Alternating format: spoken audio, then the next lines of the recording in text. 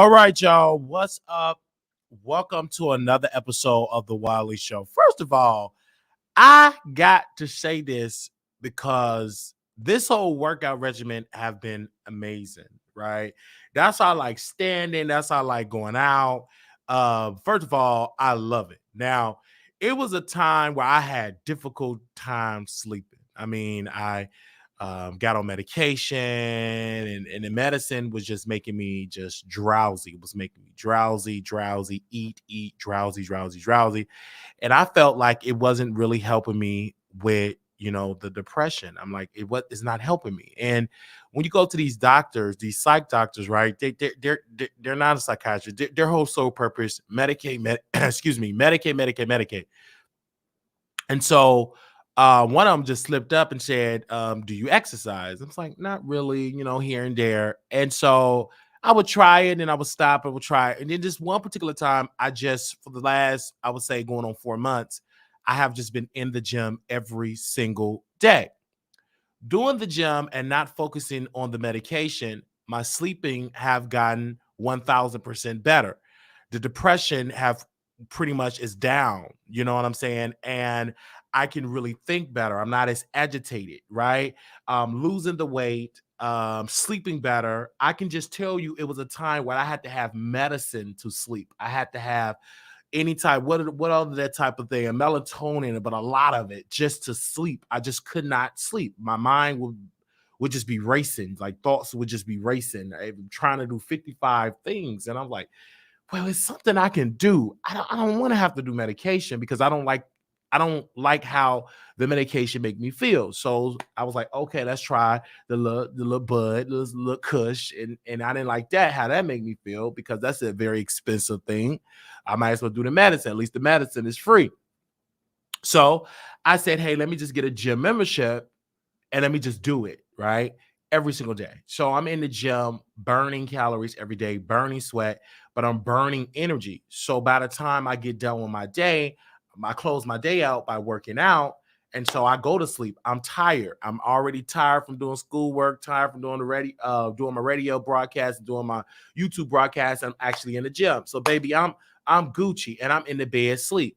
I take beautiful naps throughout the day and just really rest. But that have not been the point in a very long time. When I got my diagnosis of bipolar, the sleeping was just terrible for me. I just could not sleep. I don't know what it was. I could not sleep for 8 hours to save my life. And so I would do the medicine, but it was affecting my YouTube career. It was affecting my career because as an entertainer, you got to be on it. You got to, energize. And I wasn't energized. I was knocked out, sleep, tired, drowsy. And then people say, oh, you got to get the right doses. Then got the right doses, still tired, sleepy, drowsy. Didn't even want to do YouTube. It felt like I was handcuffed. It felt like my true feelings was suppressed. I couldn't really tell the jokes. I was too tired, drowsy. And I will sleep sleep on my way to work, sleep in the break room, sleep in the car, sleep at home. I'm just sleeping, right? And just sleeping. It just did not make me feel good. So I said, I have to find something else. And it just, thank God for this. It said, well, try the gym. And I tried it. And I fell in love with it. And so every single day. And that's how the weight, you see the transition of the weight. Because while I'm doing it for working out, not only I'm getting a 2-in-1 special, getting the weight down and also be able to sleep. So I didn't have to necessarily go to like medicine to help make me sleep because I didn't want to have that crutch my entire life. I just didn't want it for me. So I started researching working out in bipolar. Like I start seeing that and some studies have came out that it helps people with bipolar to exercise. That's a very good component. Even though some people say, hey, medicine or whatever, but I did see some people say, it have been some studies that it helps with depression. It helps keep you not having that in that mindset of being manic. It just helps because it helped me. Because I was like, it got to be something to this. And I'm like, well, why is they not, why is they not, talking about this? Why is this not nobody screaming this off the rooftop about the premise of working out now, and not just working out, getting out of stressful situations. I know for a past, and sometimes you have to research. Well, what made you have a manic breakdown? What made you get depressed? What was going on? So I love that I can go back in my mind and see those scenes of like what was going on, what was the situation. And one of the things that I've learned from me is that I try to be the fixer, or I'm going to fix it. Don't worry. I don't care if this is going on. That happened to you. Somebody abused you in the church. Don't worry. I'm going to fix it. Don't worry. I got it. And I start putting this cape on, and I said, I'm going to fix it. Oh, mama, you going through that? Don't worry. I'm going to fix it. I got it. I'm going to fix it. And being the fixer, it destroyed me mentally, physically, financially. It just did not work. So I said, let me stop trying to be the fixer and let me fix on me.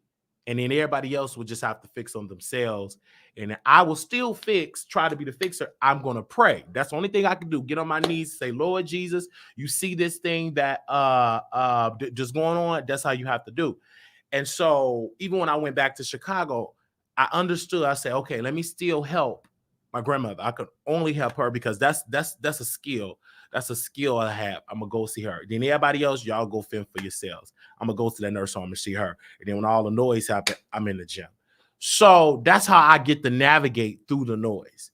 When all that mess is going on, I can go to the gym 24 hours. I could be in there for hours. And then by the time I hit home, you done already sleeping off the liquor. You're sleeping off whatever. But I'm gonna make sure I be there for my grandmother, because ain't nobody gonna tell me not to be there for my grandmother. That's one person I will sacrifice everything. I will give my life for, because she gave her life for me, right?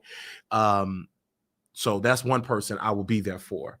Not even some other family members, not even on the list, but that one particular person, I will do that because I can remember her standing in the gap for me, going to the school, cooking, giving me money when I didn't have it, when I lost jobs, being there, going to the Social Security office, going downtown, trying to make things happen, right? Investing in my dreams, So that's one particular person. If I could just pick anybody, it would be her, So that's it. But I know how to navigate that situation, because then previously I didn't know how to do it. I just did too much. But now I know how to navigate it. I was like, okay, if we get too much, okay, baby, let me go to the gym. Okay, get too much, I get on the plane, go somewhere if it get too much. And I thank God for that. But still, out of all of that, the sleeping have gotten better.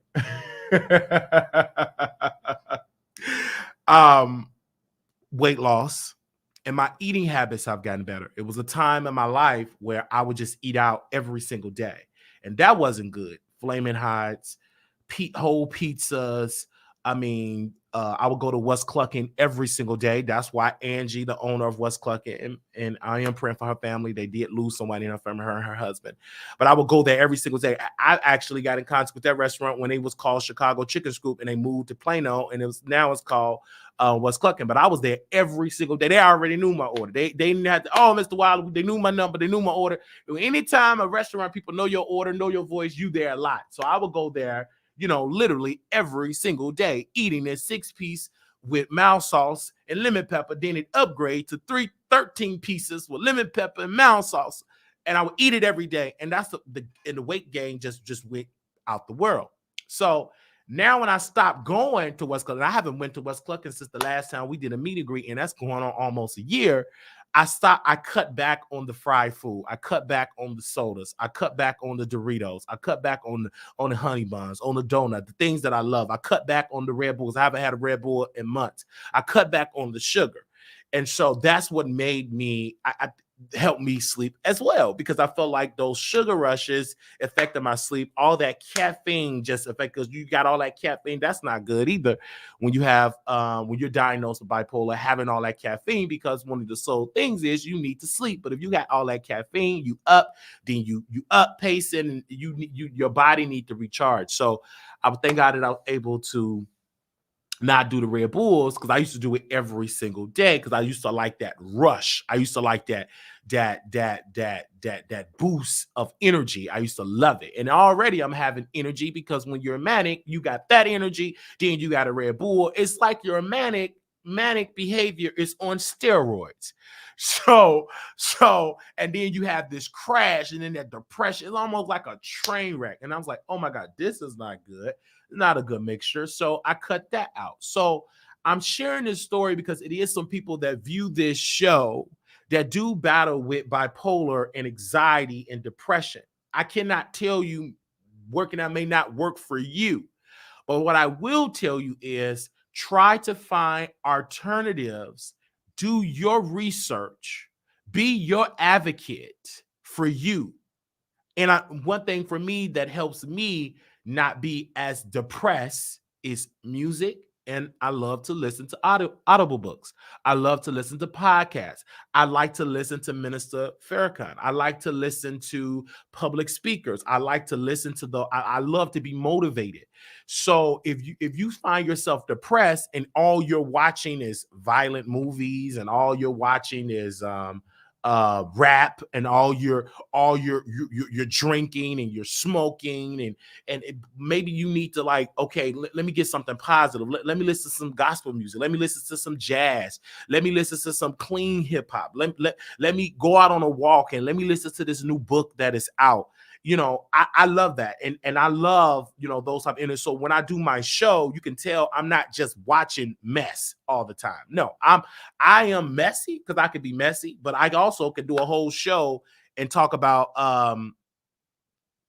politics because I'm not just watching drama on the internet. I'm just not watching Zeus Network. I cut all that stuff out. I unsubscribe from that because it's unhealthy for my mental health to see all of that drama every single day. So I watch a little bit of entertainment, but I also have a balance, an equal balance where I'm watching history and watching some politics, but I don't get so saturated with all of that. I have a clean balance. And so that's why when you have that balance, you won't be as, depressed and as well. I don't just watch none but bad news. I used to, and that affected me. I used to watch a lot of bad news, a lot of bad Black history. I was fascinated with Emmett Till, fascinated with Duncan, and I would watch it over and over and over and over and over.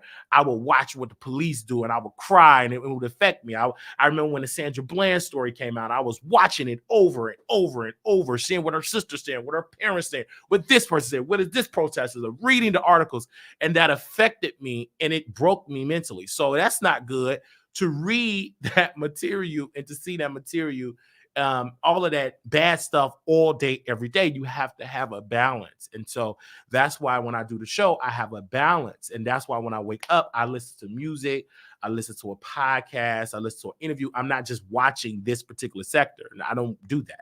I'm watching like other type of commentators or content or this book, you know what I'm saying? So I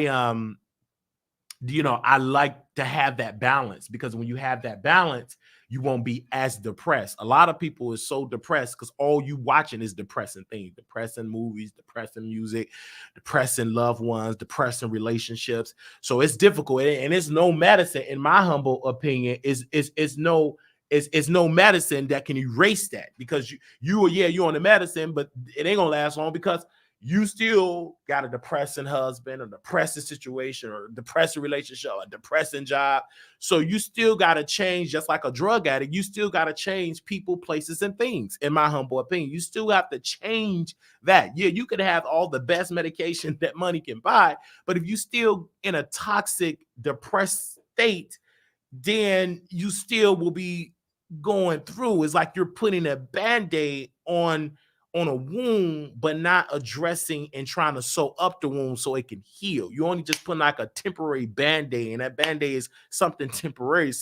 So in my humble opinion, right? I'm just giving my thoughts about this entire thing, but I just had to open up with my thoughts here. As a creator, for people that battle with anxiety and depression and stuff like that, for me, for creator, my best advice, and I've told this to some creators on the phone, they said, Wally, how do you not let the comments get under your skin?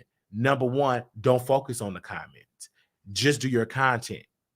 Just do your content. Now, when you looking over there, you read the content, then you get distracted. Just focus on the camera, focus on the content. You can turn your comments off. You don't have to necessarily see the comments. So just focus on it. Don't be so quick to go down there and then you focus on the negative energy and disrupt your day. I don't do it. Maybe I like all the comments. Like. Sometimes I read them like, and I move on. I don't bring that to my personal life. I like, and I move on. I don't sit there and argue with the people in the comments. You dusty this, you dusty that. I'm going to like every single guy, positive or negative, because then my whole strategy is you watching the show, whether you agree with it or not, because half of the comments, I already know what you're going to say. I don't like your eye. I stopped watching you because you're a liar. But you're commenting. In my mind, in my blogger hat, you ain't stopped watching me because you're in the comments. Come on, somebody. So when I see them type of comments, I don't get sad and get upset because I know they're lying. Because if you're finding my channel and you're commenting on the website, you're commenting on the video, you ain't never stopped watching. You're still watching. So I just see that, click on the like, baby, I moved on. I don't bring that to my personal life. And also as creators, let's give some advice here because I want to add this to the document. We got a lot of topics to get into, but I'm going to follow the spirit in a second. I'm going to bring Armand Wiggins' picture back up here. I'm going to bring his picture back up here because I ain't done talking about him. So another thing too is, you know, I have to say this. Subscribers, and he know this, but I want to reiterate this because it's true. Subscribers will keep you in drama and mess. Subscribers will send you the mess and it will keep you in it. Either A, you do it, or B, you ignore it. Because I get mess sent to me daily. I don't like this person. I don't like that person. I ignore it. And I tell them this, and this would shut them down. I say, if you don't like such and such, come on my show, let's have a debate. And I bring such and such. You got a problem with such and such? Y'all go on the air and duke it out. You don't want to do that? Then leave me alone.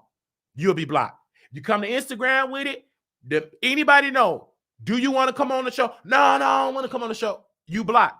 Because if you got a problem with anybody, if it's not including me, I bring that person up on the screen, on StreamYard. You could duke it out on the screen, and I moderate. Other than that, I got to go because I have a job to entertain thousands and not concerned about the one. Because you can be replaced. I'm entertaining thousands. That's not concerned about this particular person said this. They only watch me. So again, you got to know either A, you're going to be that way and get involved with it and let it disrupt. You know, I don't care if a moderator go to another thing. I use it as content because I test people. Whoever is around me want to be close with me, you will be tested. And if you can't handle it, most of y'all ain't strong enough to handle this, you will be tested. The closer you try to get with me, the more you will be tested. I got to see, can you handle the fire? I got to see, can you handle some controversy? And some of y'all can't. You ain't strong enough, so don't even try to get close to me. You ain't strong. You break too easily. So that's why I don't get on the phone gossiping with moderators because those are human beings that work with the ops anyway. I don't get on that gospel with moderators. I get in the text and I do it on purpose. Hey, okay, hey, right, well, okay. That's it. I would never tell you my personal business or my business plan to a moderator. Never. That would be stupid. You never met these people. They ain't on no NDA. You never met them. That's stupid and dumb. I didn't even tell my day ones that I was doing a reality show. They didn't know it. They didn't even know it. They knew it once it went on video and they saw that, oh, why didn't it tell me? Yeah, I talk a lot, but some things you will never know. I will act like I'm dumb to it, muted to the situation. Oh, Wally, I didn't know you was doing that. Oh, Wally, of course you don't know because I'm not going to tell you everything. I'm not. Just because you think I talk about family, I don't tell you everything. I tell you what I want you to know. So, because if you get too indulgent, you know, I remember this brother on the screen here. Y'all see Armand Wiggins on the screen here. He invited his moderators to his home. As soon when them women left his home, they went on Lipstick Alley and they went on a blog and said his house was filthy. I'm going to say it again. He literally invited moderators to his home, took what was going on in his house and they drug it on the internet. I never had a moderator in my home. Most of them are women. You ain't coming in here anyway unless we screwing. So you will never see my home inside my home. Never. Unless we screwing. But he invited them women in there, and they went on the internet to drag his house. All right? So you can't get as personal. So when he did that, I said, I ain't gonna never do that. I ain't gonna never. You ain't coming to my house. So you can take pictures and create these storylines, and they're gonna believe you because you are a moderator. So keep them out your house. Keep them out your house. So he was going through his drama and his mess, and I remember that particular story, and this happened years ago, but I'm bringing it back up because he yet got close with some moderators, or he's trying to be a dictator and tell his moderators that they're not allowed to criticize. You could put that out there all the time. I'll be putting that out there all the time, and I still have moderators drag me and diss me and stab me in my back, and I get the information. I act like it don't exist. There's no need for me to say, if I see it, all right. No need. Because eventually, the person that moderator beefing with you about, they're going to fall out. It's going to come on YouTube, period. I've seen it happen before. You ain't got to say a word. This particular person fell out with some mods, sent it to me maybe about 6-8 months ago, maybe a year. I sat on it, and it spewed over to YouTube, and I acted like I didn't know what was going on. What? You was where? You was with who? What happened? I acted muted, and I knew all the information because people gonna send it to me. They gonna send it to me because one thing I learned about women, if they fall out and a man is involved, they gonna tell that man. Oh, they gonna tell me. They gonna get on their phone and it start like this. Oh, hey, Wiley, it's something I got to tell you. What you got to tell me? Tell me. And I'm going to ask you questions. All right. Thank you. And I'm not going to move when you want me to move. I'm going to sit on it. Because you don't want to go to the internet and tell it. And then I'm going to be right here. What? What did she say? She said that. What? Who? What happened? And I'm going to be giggling on the inside because I already knew the tea from day one. That's how I tell people all the time when you come on to YouTube. Don't be telling these people your personal business. These are strangers. Stop trying to do what I do. I'm a creator. I use family members for content, and I told them I'm going to use y'all for content. Mom already been used for content. Okay? So stop trying to be like me. You tell your feelings, because when they fall out, they're going to bring it to YouTube, and everybody going to know your business. And you ain't strong enough. Most people you don't see, the reason they ain't here because they've been telling folks their personal business, strangers, and they hurt because I ain't defend them and shit. Why would I defend them? You the one that sat there and told your personal business, so you got to deal with that. You told it. It's funny, but you telling your personal business. They're going to get mad. They're going to bring your personal business that you talking to. They're going to bring it to the YouTube street, and everybody going to know. Stop trying to do what I do. You ain't strong enough because you're going to have thousands of people criticize your life decisions and you ain't going to be able to handle it. And they're going to criticize it in the chat. Oh, you talking all that mess and you went through blah, blah, blah, blah. You ain't going to be able to handle it. Going to be thousands of people talking about it.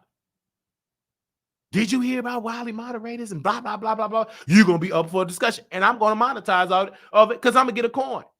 My name is being a Wiley moderator, meaning that I got to put my producer hat on. Let's make this into a storyline. Let's make this into some drama.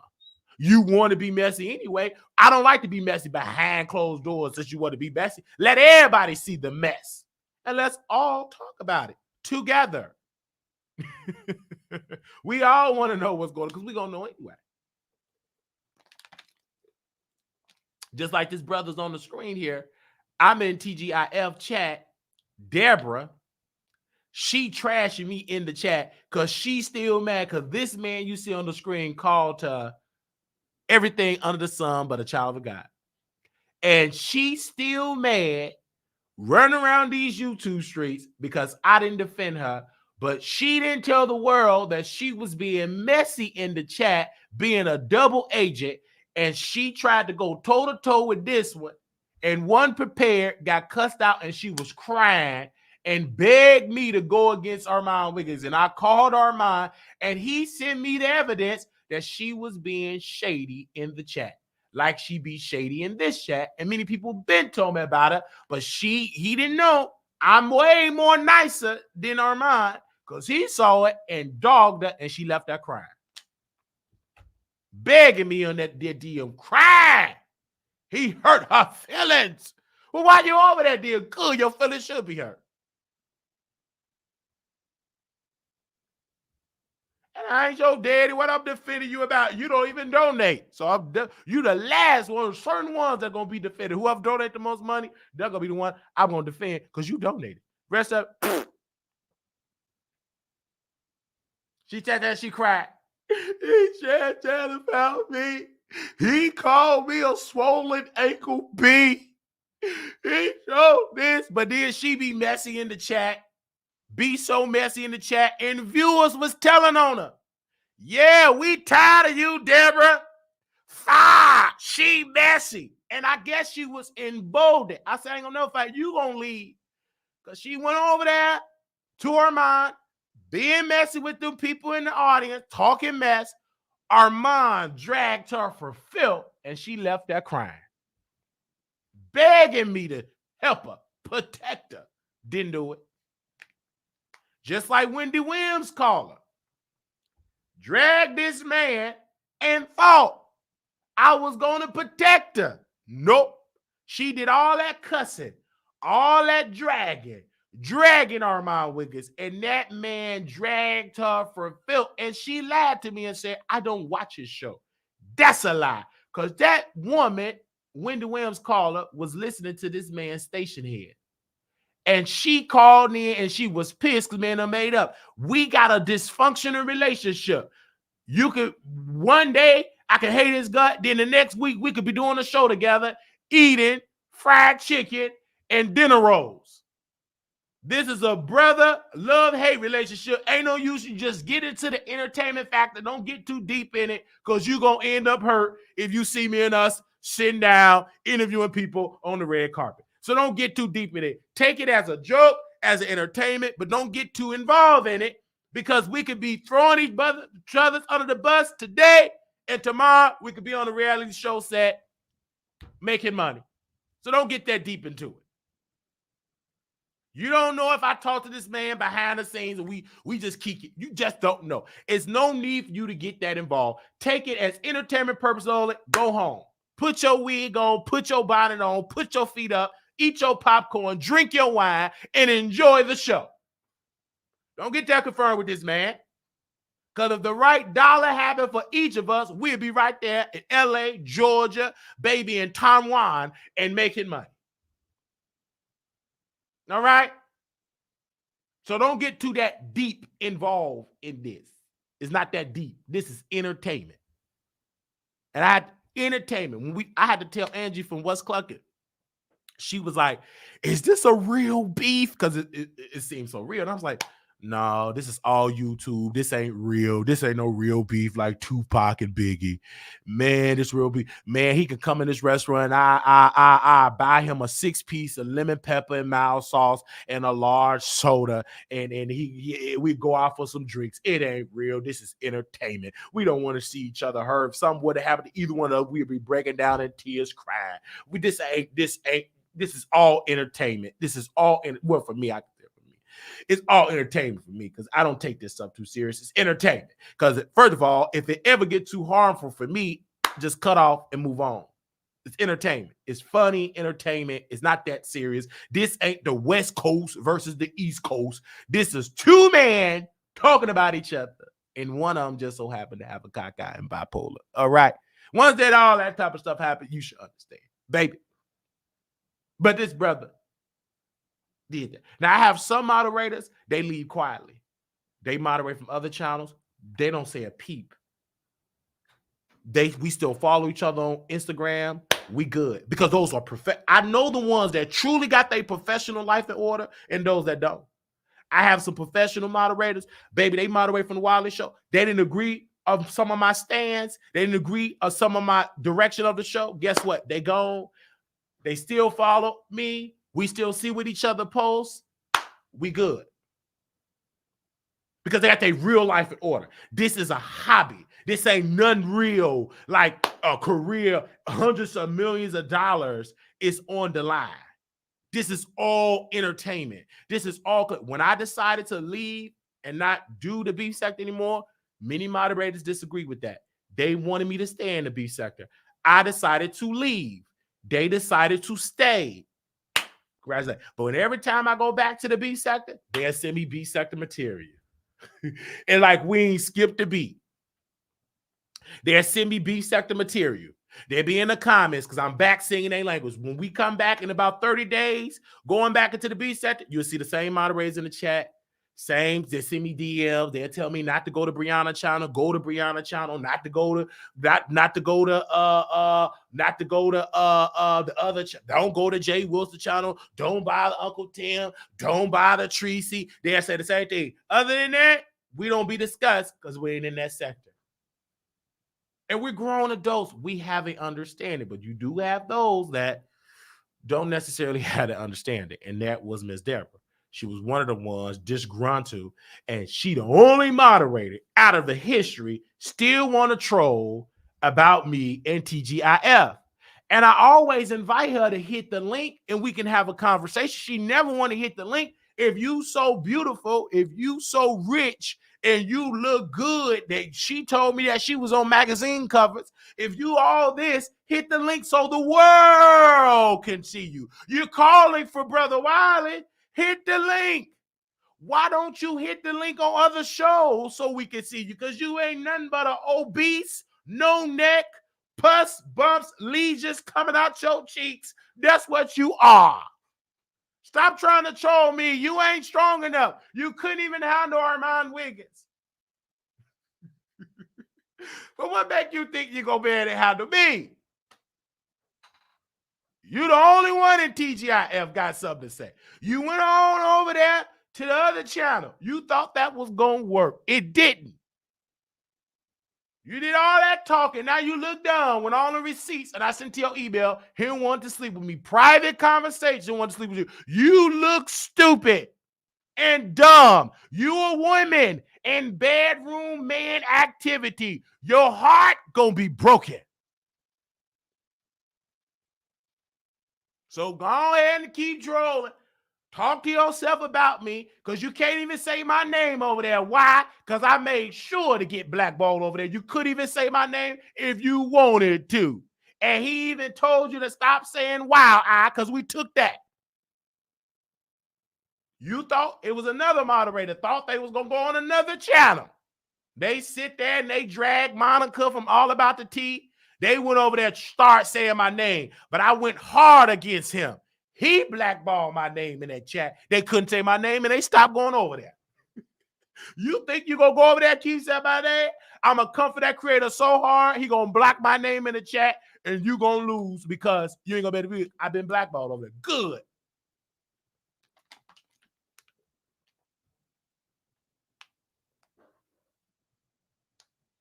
And you mad. But you can't get mad at Brother Wiley, because Brother Wiley, this is my gift. And you got too involved and you were mad because I didn't protect you against him.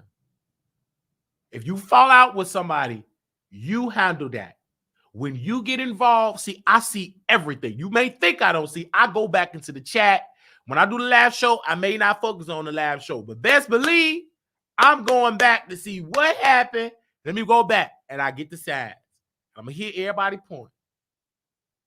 When I rewind that chat back, the narrative of the people bringing me the stuff be totally different than what they said in the chat. So I'm going to rewind it back, and somebody going to send me the screen record of the chat. I have moderators that you don't see. You think I just got moderated? Did you see just coming to the chat? I have cousins that's been moderated since I first started on the YouTube. They never comment in the chat, never been in the chat, but they see everything. They never timed out nobody because you can see who timed you out. They never timed out. All they do is just see what's going on and report it to me.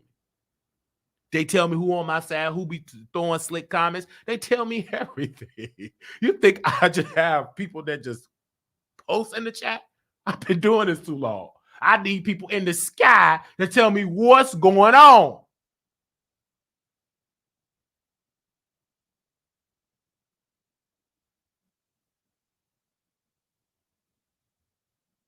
These are human beings. I thought Wiley had the nicest moderator. No. Baby, these moderators, they are women. And one thing about women and they menstrual cycle, one day gonna be nice to you, next week you the scum of the earth. These are women, human beings. It was nice when there wasn't nobody in the chat. The chat was empty. But when other personalities come, that person you thought was a nice, ain't that nice? Yeah, back in the day, it was nice.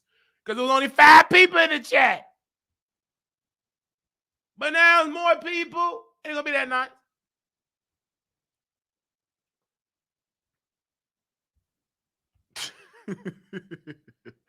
And so when these people come to me, I don't worry about that. Because when I count the number of people in the chat, maybe 5 people or 6 people maximum, maybe 10. But the 146 you don't see. You don't see. That 146, it ain't 146 people in the chat. That's why I don't focus too much unless you super chat. Unless you super chat. And Lovely T told me that in the beginning because I asked Lovely T. This before I was blocked. See, before I got blocked, I'm going to make sure I get some tea. I said, Lovely T, why do you focus on the money? Because she said whether it's good or bad, you got to pay for me to take focus to it. I created the standard. She said, whether it's good or bad, if you super chat, I'm going to read it. And if I disagree, I will block you and I'm going to move on with my life.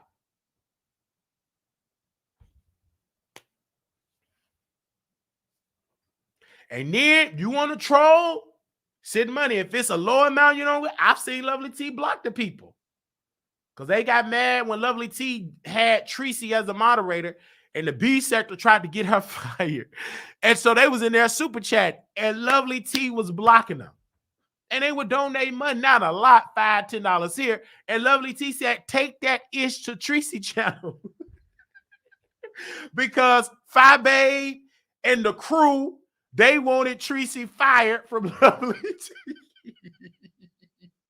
So they decided, because you could come over there and troll without, because she ain't gonna see your comments unless you super chat. So she said, oh, thank you, hon, but I'm gonna have to block you, and you will get blocked.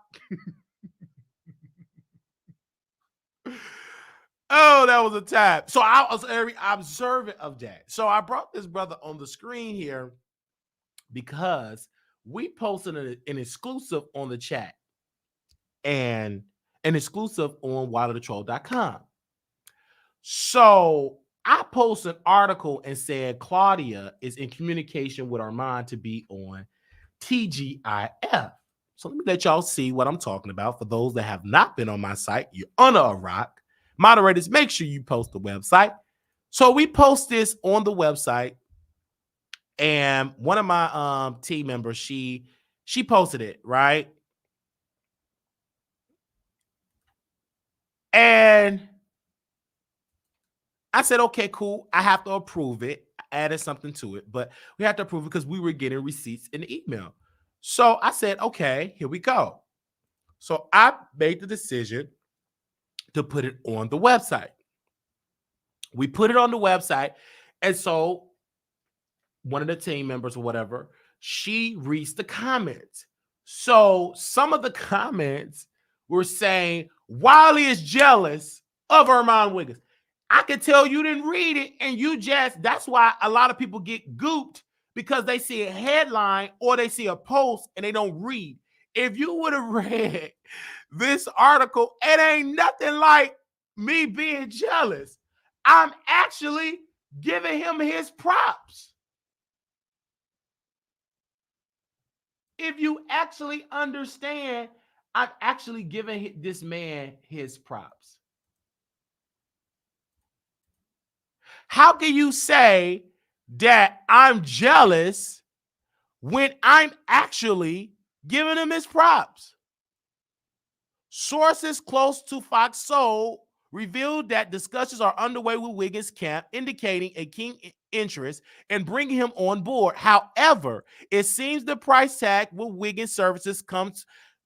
He won a $250,000 salary.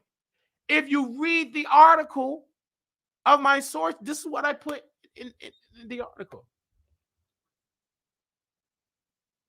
So you really thought that if I was jealous, I would have went in, and it's nothing about jealousy at all. I'm just reporting the source information that we got. And then Claudia, she decided to comment in TGIF because she ain't woman enough to tell the world what she doing, because that heifer like to do her dirty work behind the scene. But we ain't gonna go there. I keep that in the clip. So she in the chat said, I wish that your reporting would be more accurate. I wish that you stop wearing weaves, but we can't have it both ways, baby, because you believe that weave is on point and my reporting is on point. Heifer.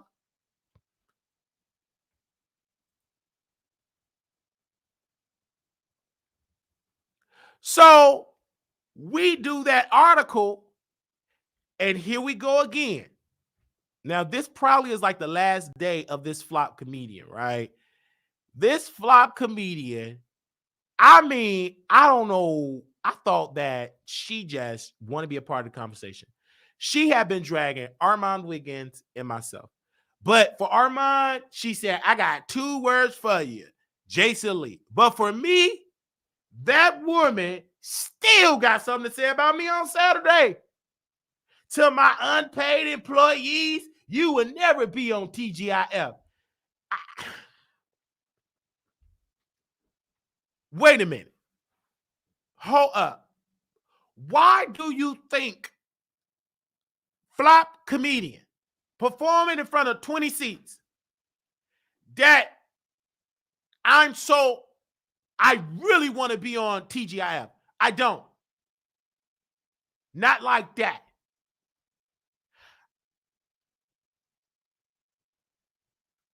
If they offer it to me, I'll do it. But stop telling them people I really want to be on TGIF, because that's a damn lie. I never talked about TGIF. The only reason why I talked about TGIF is because Funky Dineva fell out. He had stuff leaking out his nose. Everybody was talking about it. I did it for a click in the view. It just so happened you took the bait of me dragging you and you made it a thing between me and you. That's it. That's it.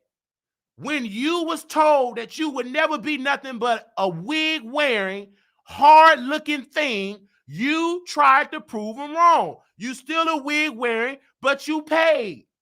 Girl, you got a podcast. You making $250,000 on iHeartRadio. Baby, congratulations. But why can't you take $250,000 of that million and fix your wig? You want the smoke. If I'm really helping you, why your podcast not in the top 10? It never was in the top 50. You're just a DEI employee. They just filled in a quota. They got a black man, a black woman, and a senior citizen. They filled in 3 quotas with 1. They got a 3-in-1 special. Your black behind could be fired any day.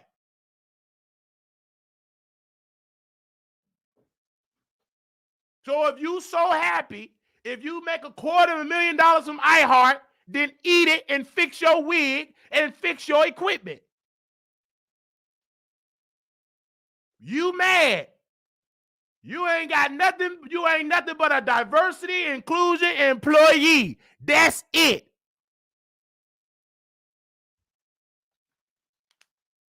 So how can you get mad? I'm talking. You, girl, shouldn't you have an iHeart event to go to? Why you worried about me on YouTube? Because you worried about it because I told the truth. It got you shaking. Ain't nowhere in the world if what I'm saying is a lie and you would have dusted off. You the one that's making it pop. You the one that's making it go toe to toe. I can literally add to my resume. I got the woman with the wig, the one that was on They Ready, Netflix, the one that got a iHeart podcast going toe to toe with Wiley. You want that position with Charlamagne. You want that position, but you sound dumb because now I'm on your neck because I'm gonna email Charlamagne and I'm gonna say, Charlamagne, why would you have Flame Monroe working on, and it's going to be on the article. Team members, write this down. I know you in the bushes. I need y'all to write this down. How you going to have Flame Monroe on your network, on the Black Effect Network? She's sitting on the same platform with a woman that's trying to get you thrown in jail for the R word. She is funding the woman that is accusing Charlamagne of SA and all the R word. So I'm gonna turn up the heat. You don't know who you talking to. Let me bring up her victim. Let's bring up Charlamagne's victim that got a lawsuit with Charlamagne, and let's put the person that's on his network on the docket. She's sitting there laughing with the woman and going to her comedy show, allowing that woman to open up for her comedy show. You ain't no friend of Charlamagne when you got Charlamagne, you on Charlamagne ops that's boosting up Jessica Reed, put a bug in her ear to file the lawsuit. She filed it because of Tasha K. And I'm a call into the Breakfast Club. You don't know who you dealing with. I'm not going to rest until Charlamagne remove you from that podcast. Because you need to be removed because you ain't no Black Effect. You hanging around a black person that's trying to take down your boss, you hypocrite. Send this to Charlamagne the God.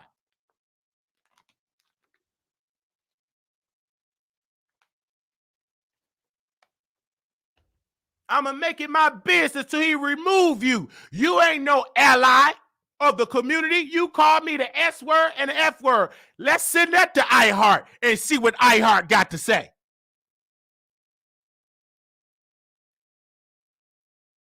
How you supposed to be an ally of Charlamagne when you sitting on Tasha K's show when Tasha K put an allegation out on Charlamagne? Think the world forgotten about that? If they did, one of the troll is going to remind them. And we're going to put the phone numbers of everybody, all your bosses' phone numbers and emails so they can email and say, this woman is hanging with Tasha K, and Tasha K, last time I checked, is trying to take Charlamagne the God down.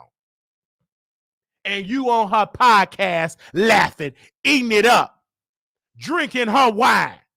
Why you ain't out there? You spending all that business. Why you ain't out there promoting your Laugh and Learn podcast? Because ain't nobody laughing and ain't nobody learning. What can they learn about? How not to dress? They ain't learning about nothing.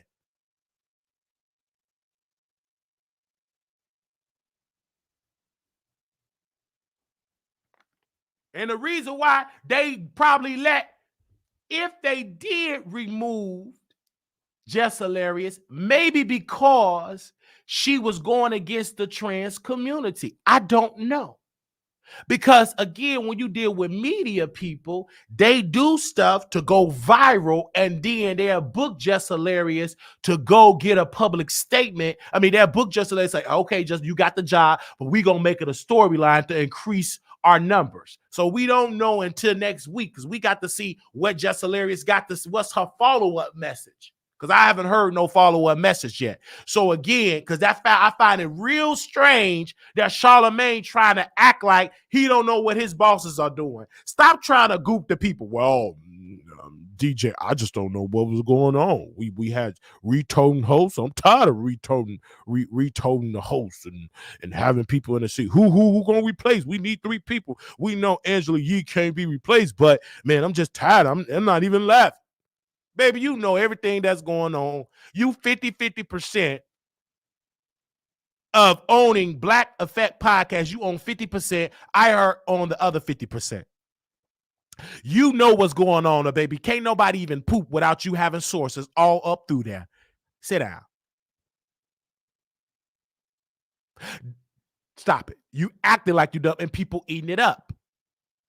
Oh, just hilarious. I don't think that woman, honestly, I don't think that she just ran with that. Somebody told her, and maybe she's a pawn of being played in a storyline. But we shall see. I'm here for the storyline. I'm here for like everybody else. I'm here for everybody else. But I find it very strange that 2 people that have been working with IHOP over 10, 12, 13 years is trying to act like they don't know who the third person is. And if that's the case, then that's on them. But we shall see in the future.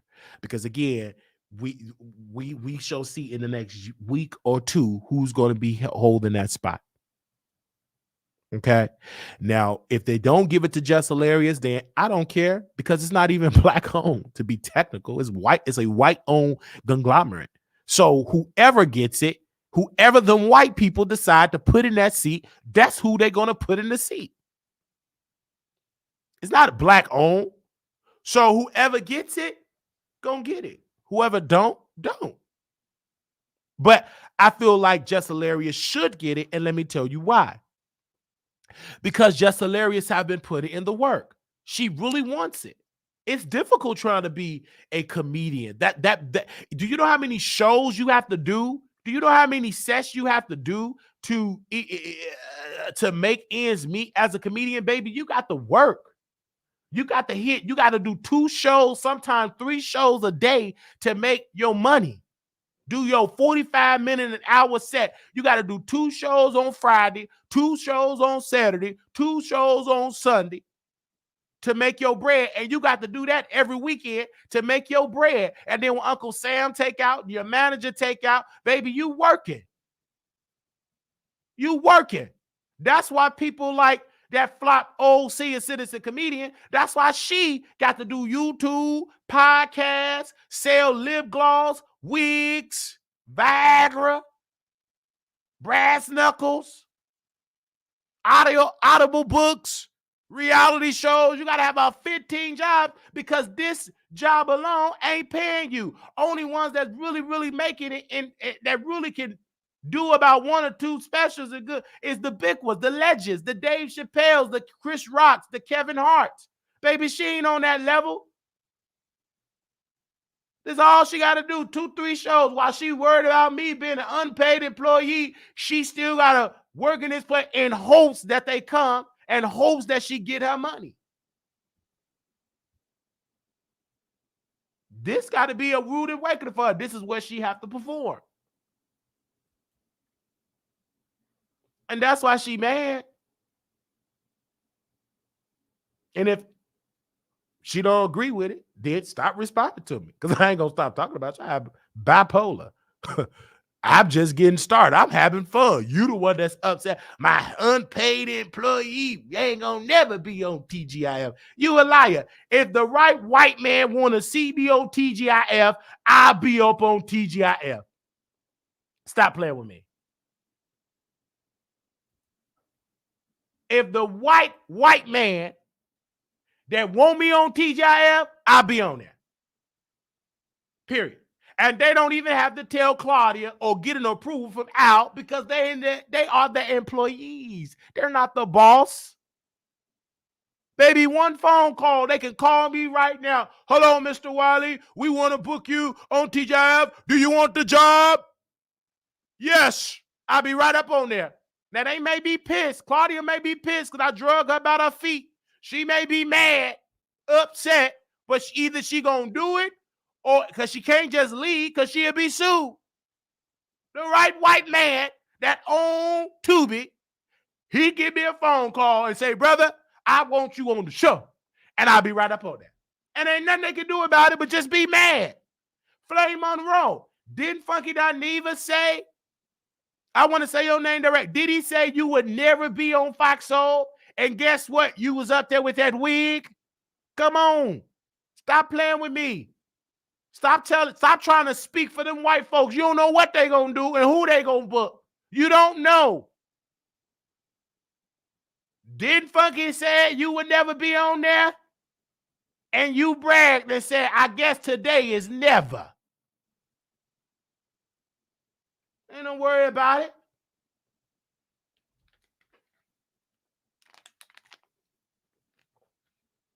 You don't know where the person gonna end up at.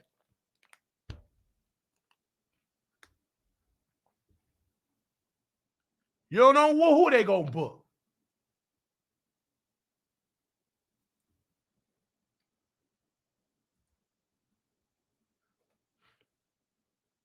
We talking about it today.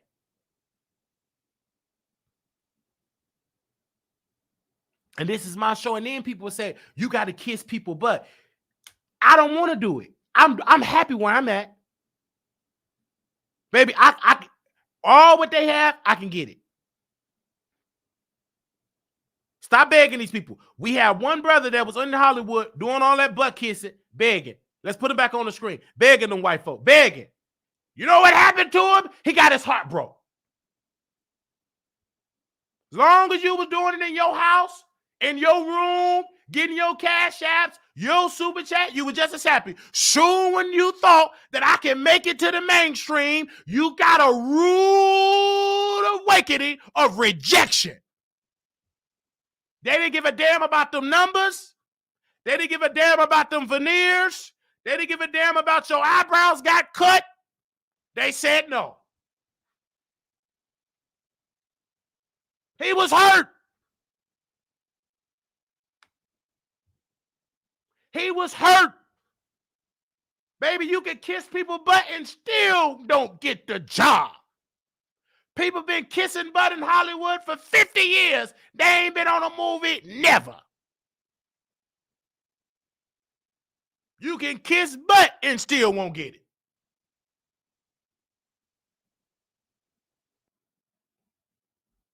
You can massage their ego, baby, until they come out of each temple. You still won't get that job.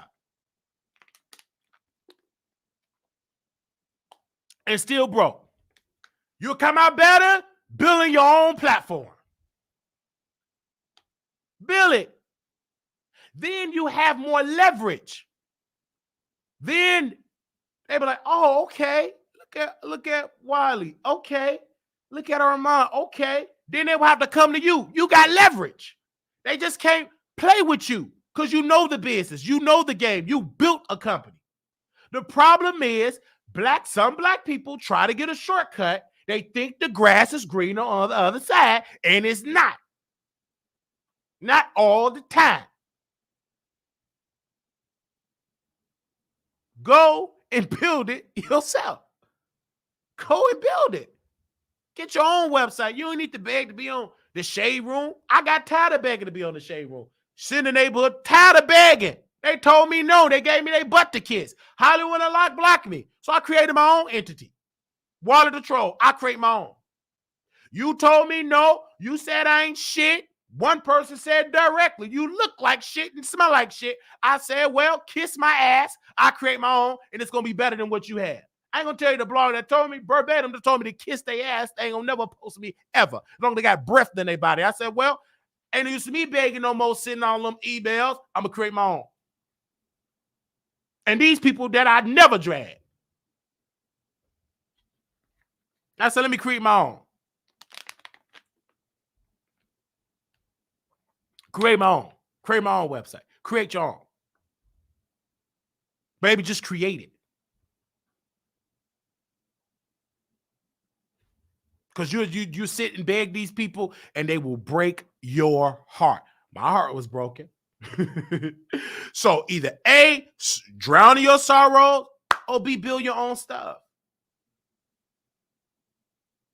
You don't have to necessarily, if you know, hey, I'm going to start on YouTube, but I'm going to build my own app. I'm gonna build something like a Tubi situation. But you know, you don't have the Tubi funding, so you have to start out small to grow that. Then you get to those doors. You may have start on YouTube. That's a great start. And thank God for that lane. But then you build on that and you're like, okay, let me build an app. What was the guy in the gospel community? It was a guy in the gospel community. I can't think of this man's name. He does gospel skits. He does gospel stuff. He created his own website. He created his own website. And when he created his own website, it was a gospel show. It was literally a gospel show. And I can't think of the man. He does number gospel stuff. He's a gospel comedian, gospel commentator, gospel something. I mean, a gospel. I mean, oh my gosh, I can't think of his name. But anyway, he created his own app, a subscription paid model. And he created that model and he's getting paid subscribers. He's getting paid like whatever subscribers, he gets the money. He just pays taxes and the rest is his. So, but he started out on YouTube. He literally started out on YouTube. And now he's doing something great. He's doing something. He have his own company. He's doing something great. So I think that's a great move.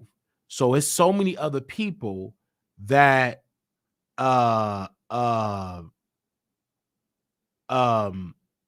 that do so much entertainment stuff that they create other things, right? So for people like Armand and myself and others, be thankful for YouTube, because at one point that didn't exist. And actually it was harder for people to make it on YouTube 10, 12, 13 years ago than now. Back in the day, it was difficult to make it on YouTube because you had to do pre-recorded videos and hope that they find you. And it wasn't no money. They have to invite you to be monetized. So now, because of the algorithm, because of the tools, and because of AI, and because of technology, it is easier to have a platform to have a platform on the internet.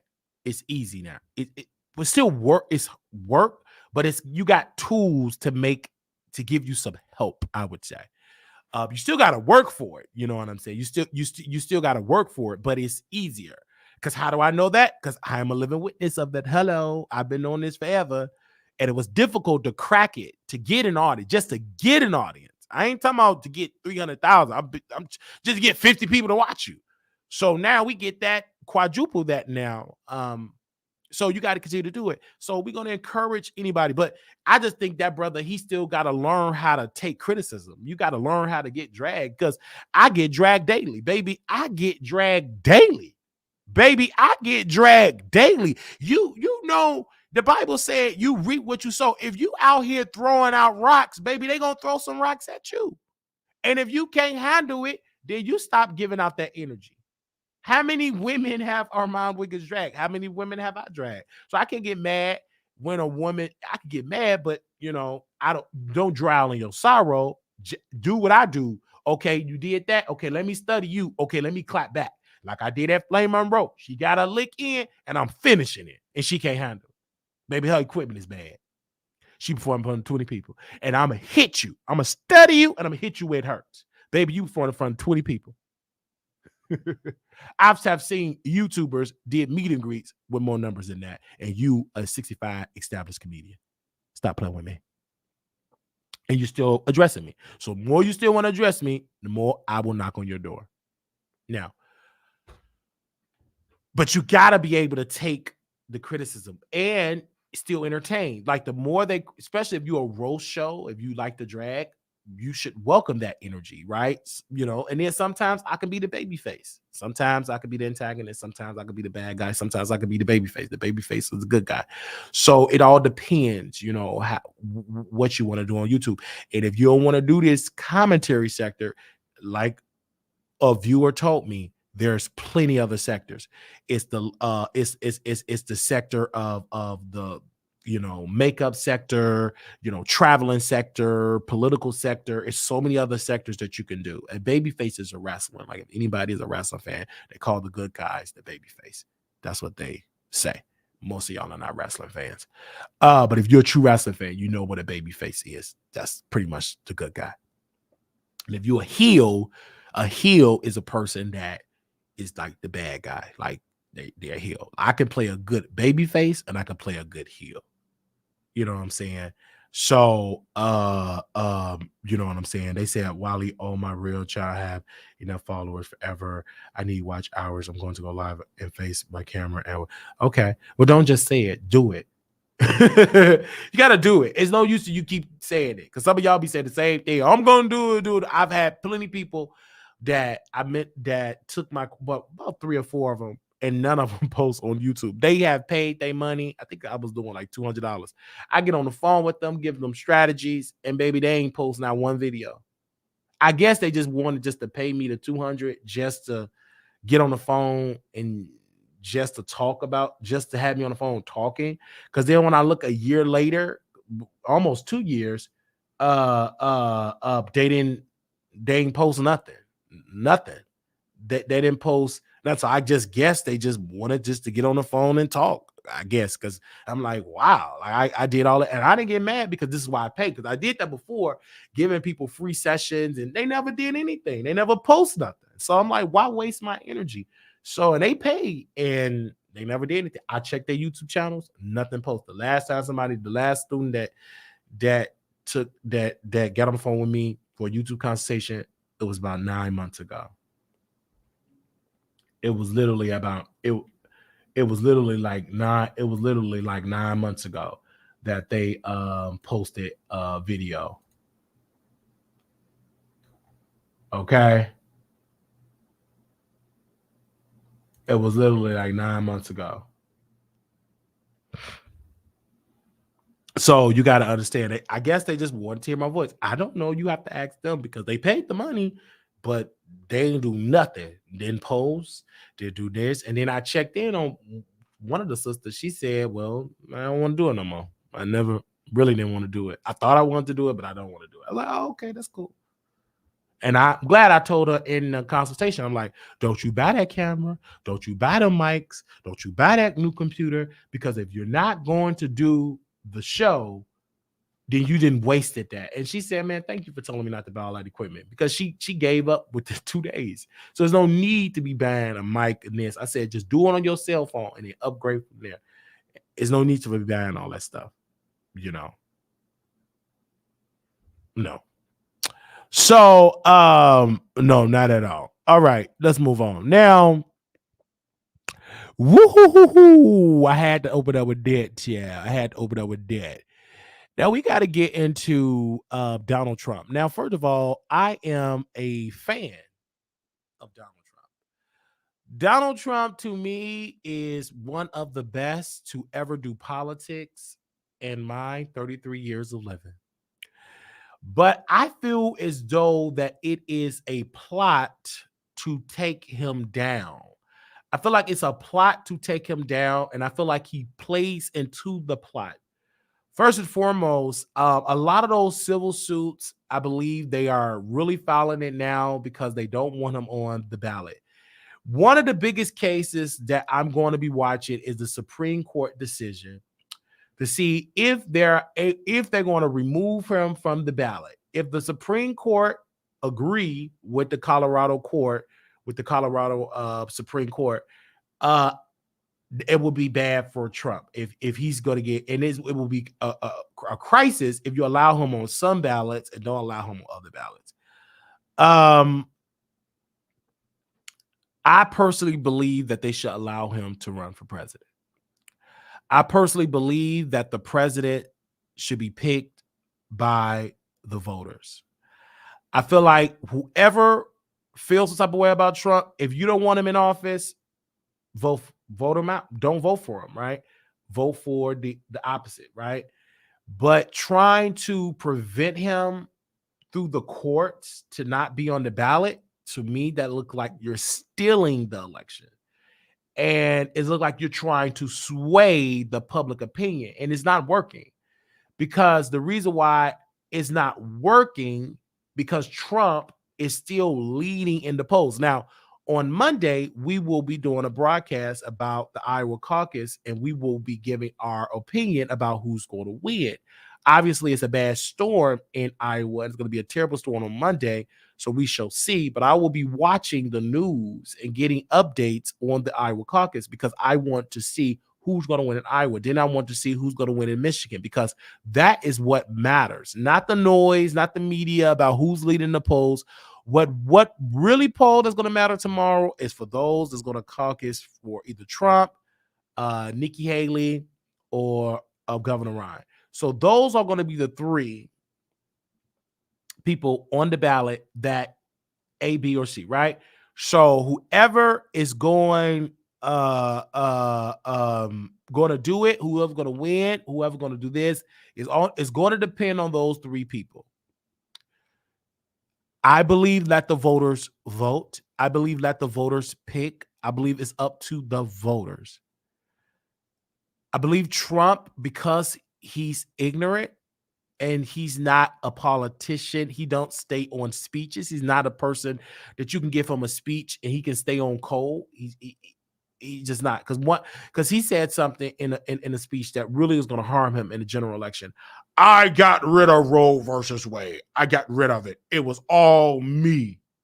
Well, Democrats is going to use that and say, oh, you got rid of Roe versus Wade, so you took away women's right. You took away their right to have a pregnancy or to terminate a pregnancy. You did that? Wow. So that's going to harm them. But Republicans, they got something that they can run on. The border. Immigrants, illegal people have flooded the borders. Illegal people have flooded the borders, and they've broken our laws. And it was because of President Biden. And look what's going on in Chicago, New York. And that message is going to be effective the same way that message may be. And I believe that message I believe that message is going to be powerful, because I have phone calls from Chicago, from New York, that Black folks is angry at President Biden. And then another thing President Biden is trying to do to try to help him in the general election, because he pretty much got the nomination. I don't see nobody going against him and actually have a chance of winning. He's trying to say, okay, I can cancel student loan debt. But the problem with that is that Biden didn't do enough. He keep trying to make a post. He keeps saying, no, baby, you cannot be trying to do a tweet. You got to be on CNN, MSNBC, Fox News. You got to find conservatives that you were able to get their debt canceled. Then you got to find some Black folks you was able to get their debt canceled. Latino folks get their debt canceled. Any citizens, right, from each party, from the Republican Party, from the Democratic Party, you need to be doing video. Video matters, because it's the perception that you are doing something for the students with student loan debt and that you're counseling. And if you drive that home, and if you don't drive that home, people would say, he didn't do nothing about student loan debt, even though you did it for me. But you need to be putting people like myself on these programs or platforms to say, hey, I got my student loan debt canceled. You're touring around the country. You're going inside barbershops. You're doing commercials over and over. But when it comes to Trump, he's going to go on immigrant. That's his strong point, because he's going to say, when I was president of the United States, it was never this immigration problem. Not like this. I have a track record. When I told my department of my DHS, my Department of Homeland Security, my department, to deport. I was deport in chief. Trump said something. He said, yes, I will be a dictator for one day by getting out all of these illegals. So that strategy is going to be powerful, because Black folks are going to see it in their backyard. Black folks see it in the South Side, they see those people resting on their streets, sleeping in their schools. So now when he put this information out, now black folks are going, now Republicans can go to Chicago. Now Republicans can go to the west side of Chicago. Now Republicans can go to Brooklyn. Now Republicans can go to California because the people is requesting them to come because they're tired of the migrants. They're tired of the migrants. They're tired of them taking their resources, taking their food, taking their shelter. Even in Maine, I believe, they want to build give apartments and let them have free rent for about a year or two in Maine. That's crazy. Because what about citizens in this country? What about their free apartments? Y'all say y'all have a housing shortage for people, affordable housing, but y'all want to give free housing to people that ain't got rights? Come on now. That is going to work and harm Democrats. That's going to harm Democrats. And once Trump, if he stay focused on the migrant crisis and them illegals taking rights from Americans, he can win.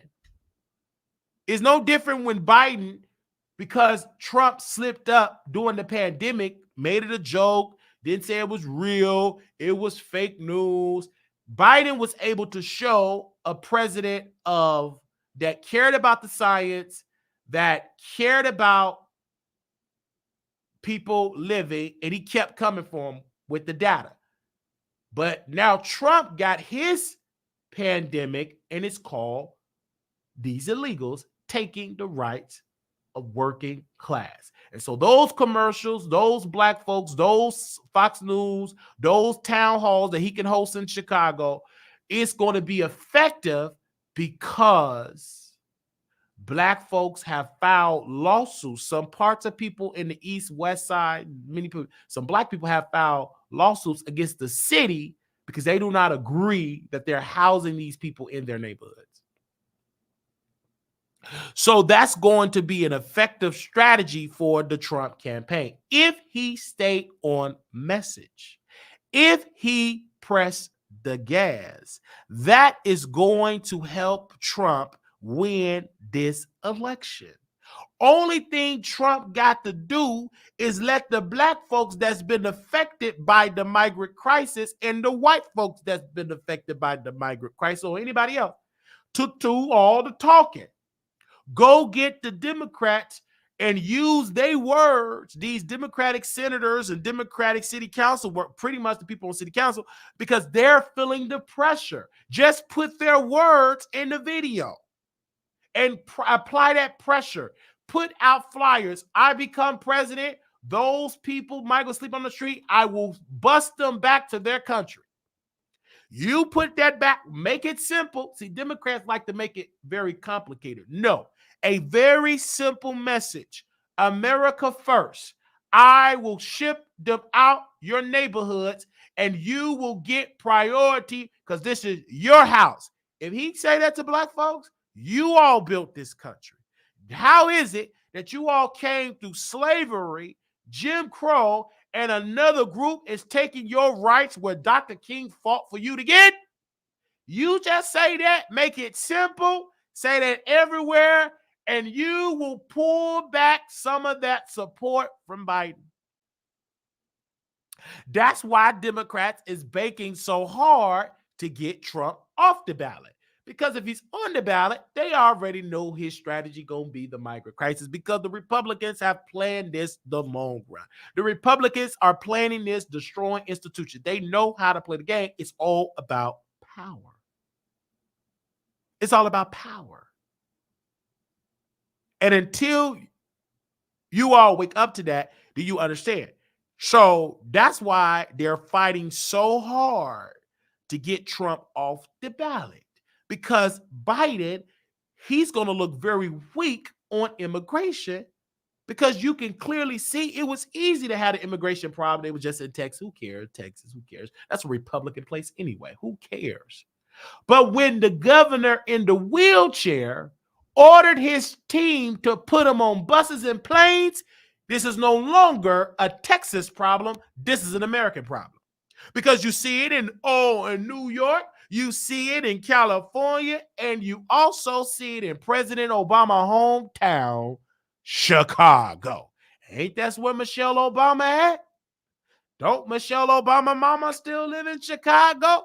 So that now it is no longer a Texas problem. You got people in Chicago dealing with the problem. And this is why I knew that the Republicans played this really well. I got to give them that credit, child. I give it a pat on the back. So they interviewed a sister that ran a nonprofit. And so they allowed her, they gave her notice, right? That we're going to ship buses, let's just say to DC. So she would call other nonprofits and say, hey, be prepared. You got about 2 buses that's going to come, let's just say Wednesday.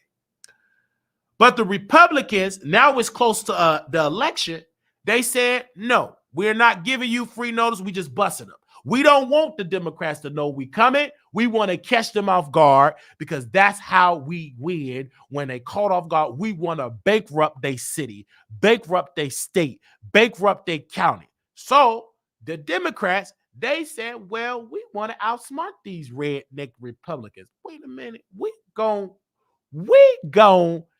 pass an ordinance that if the bus come, we're going to tow it, we're going to boot it, we're going to find it because you got to give us notice. And they said, we don't want to do notice. We don't want to act like we helping you. We want this to be a crisis. So you know what they did? The migrants in the bus, all right, y'all, get out. Well, they don't know where they at. They in shorts. They in all these type of suburbs of Illinois. All them type of suburbs, they just dropping them. And then people in the suburbs, never seen this in their life, people walking in shorts in freezing weather. They calling the police. Hey, we got Mexican people with babies and they freezing. They just walking on the street. The police is called. And now those small little suburbs or villages, they like, what the world? What? So they got to call the governor office. The governor say, okay, the state said, get them a train ticket and ship them to Chicago. And so then some people, they were running and they just was fleeing, trying to get warm. They all in the suburbs area. So now you got the people in the suburbs. Now they're passing an ordinance and say, you can't come here. So now they're shipping them in deep parts. This is not funny. Oh my God, it's not funny, child, but it's funny to me. Baby, they said, okay, we'll ship them in Joliet. Joliet said, no, okay, we gonna ship them in deep parts of Illinois. Okay, we just gonna drop them off at a gas station and keep going. It's not funny. Oh my God, I don't want to laugh at this. This is truly lives at stake. But I'm laughing because these Republicans don't care. They want power. Baby, these Republicans don't care. They already shipping them to D.C. They want power. And they want it by any means necessary. And it's so easy to ship them and everything. And then this is the gag. Baby, I was gagging. When I woke up, because I'm subscribed to the Chicago Tribune. So I'm subscribed to Chicago Tribune, Chicago Sun-Times, Dallas Morning News. I'm subscribed. I want the conservative viewpoint and I want some liberal stuff. So I get an update. Breaking news. Texas chartered a private plane to the airport. So he said, okay, y'all coming for the land? We gonna bring them in the air. He brought the migrant, chartered a private plane. And then I said, well, let me go back to the Texas news. Let me see what they said out there. Baby, that governor got that chair. I have ordered my team to put them on planes, and we're going to send more planes. What about our thing? We're not a sanctuary city. We're just going to bring them to Chicago. Didn't Chicago say they're a sanctuary city? We're offering them some sanctuary. We're not a sanctuary city. But, sir, what about Mayor Johnson, sir? He said that you're not giving them any warnings or any. We don't get, excuse me, we don't get any warnings when they're coming. We don't know when they're coming. Mexico don't tell them that they're coming. They just get here. So why should we give them common courtesy and Biden don't tell us when they're coming? All right, sir. He get in his wheelchair and he get to rolling. And he go back to the war room. Okay, charter 20 more planes. And so that's why Chicago is going through what they're going through. It's all a strategy for the election.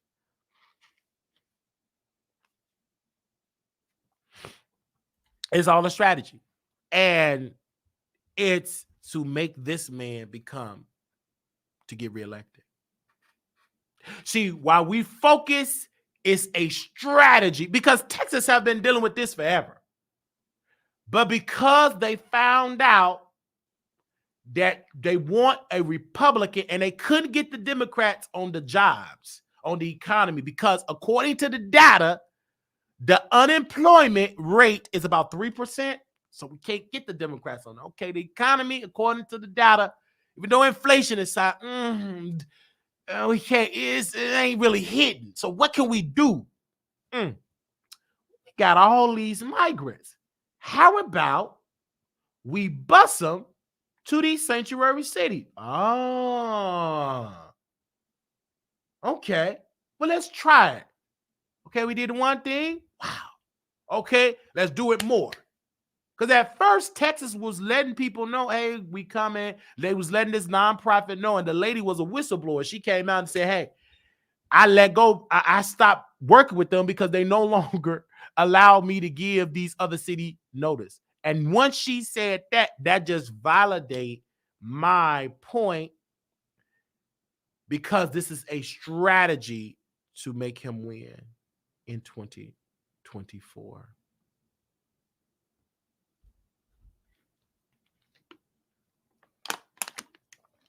Now, Biden could have did much, but he gave the Republican a way to pick up traction, and it's working. Baby, I have seen some some Democrats that never talked like a Republican publicly.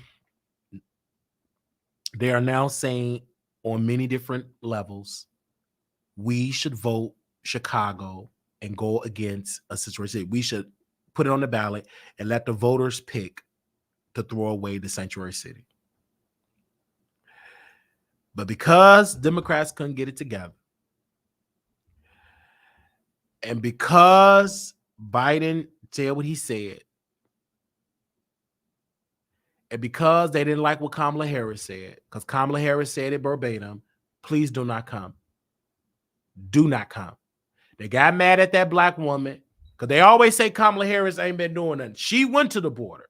She did a press conference. She said, please do not come. You're not welcome. Don't come. What she said, I didn't think she said, you're not welcome. She said, please do not come. She was telling them. And because Biden got afraid, they silenced that black woman. And new Republicans say, now is the time to activate. Baby, they activate. Send buses. Send more buses. Boom, boom, boom, boom. And it's been going on nonstop. Now Chicago and the mayor, he getting dragged because he found $85 million in COVID money. He ain't going to spend it for black folks in the city. He going to spend it for people that don't speak it. So he already know he didn't put a nail in his mayor, in his administration, because he ain't gonna get reelected because them same black folks are not gonna do it. And the Republicans, their strategy is not just for the White House. Their strategies is to take over major Democratic cities, major blue states. This is the prize. They want this to be a prize, but if this do not happen, we can take over Chicago. We could take over Illinois. We could take over New York. We could take over New York City, because when you look at the data, these people barely won office, barely won. So their whole strategy, this is like a 10, 20-year strategy. It's a great strategy. We may lose this race with Trump. We may. But one thing that we will get in the next 3 to 4 years is a Republican in Chicago, in the city, and a Republican governor in Illinois, a Republican governor a Republican governor in California. They want that. That's beautiful bragging rights. So when the Democrats, they don't understand this, because Republicans have been trying this forever, and it worked. They took over so many state houses, so many governor mansions, and now the Democrats understand we just can't have a strong team on the federal level. We also got to have a strong team locally on the state. But because Democrats is still behind schedule, sleeping at the wheel, they have not got caught up with it. I don't really see their strategies being effective. I just don't see it. They had a point, because they should have continued to let Kamala Harris say, don't come here. It was working. But then Biden got mad at that black woman because she probably spoke out of turn, or probably was approved. But you know how the president, you can't make the president look. She took that L, and she been silent on the issue because, again, she cannot overstep the president. One time that she probably did that, she probably got tapped on her hand for saying what she said. So now it's such a American problem now. Now it's an American problem. But I'm not mad, because it have always been a crisis for the border towns in Texas, though. Because when you go to Texas and go to the border and talk to those areas, they've been saying, we've been complaining about this for a long time. We can't afford to take care of these people. We don't have the resources. And Texas was like, we're tired of paying the bills of non-American citizens. So they said, now is the time that we send these people to northern sanctuary cities, because they already know y'all not really no sanctuary city. But since you put it in your law, we're going to test it to the full extent. And they test it. And it's working, baby. I'm here for it, because it's all entertainment for me. All right, let's move on. And if I'm wrong, I'm wrong, but I'm right. No matter how many times they put Trump in this courtroom, the migrants are still coming. And that is a strategy that they're going to continue. If Trump don't win, that's a long-term strategy, and it's working. I mean, it is already working, because I feel the pressure when I cover City Hall is working. So again, this is a strategy that is working. Now, let's talk about Damon Dash, right? He trying to cut the child support, saying he's not making money, and that, money is tight. He got multiple lawsuits, according to Claudia Jordan, multiple judgments. He's written properties. He just lost it all. And according to my website, waterthetroll.com, we put an article out that he is requesting he's requesting a reduction in child support, saying that he only made about $5,000 last year. He only made $5,000 in 2023. So this is something, because a lot of people were saying, well, how can this be when you have all these programs? He had bad spending habits. He was a terrible businessman. He couldn't blame this on Jay-Z. Terrible spending habits. And you don't have Jay-Z anymore to fit the bills. Usually Jay-Z could help cover you and help pay this and pay that. No. And the reason why I say Jay-Z should help Damon Dash, because Jay-Z, you left that man high and dry. And so he's been depressed. And I think that he missed you. That's your friend. And you're supposed to help him. You helping white people at the NFL. So why not help Damon Dash and help pay his child support? I mean, he helped keep your secret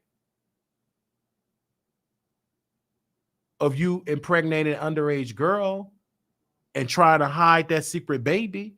So why not pay the man child support? Pay him. Give him a $50 million loan. That's supposed to be your friend. Pay him. And I have to say, allegedly, that he impregnate an underage girl. Because allegedly, let me say allegedly, he have a son that is requesting Jay-Z take a DNA test. And the reason why he's refusing, allegedly, is because if it is true that that's his son, then his mother got conceived when she could not give an age of consent. Like she wasn't at the age of consent to conceive a child, especially by an adult. Because Jay-Z was way older than his alleged babe, his alleged son, mama. So I personally believe it. And of course, I got dragged. Why he should pay Damon? Because he should. If your friend got money and your friend in need and he helped you become the Jay-Z who you are, then you should pay his debt.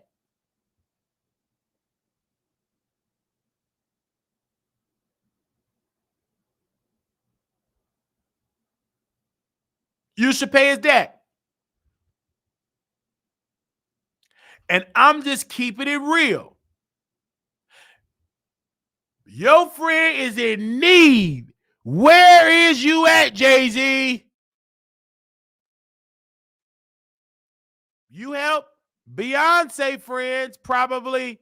You help your side chick. You help the side chick, Becky, with the good hair. So why can't you help your friend that's in need?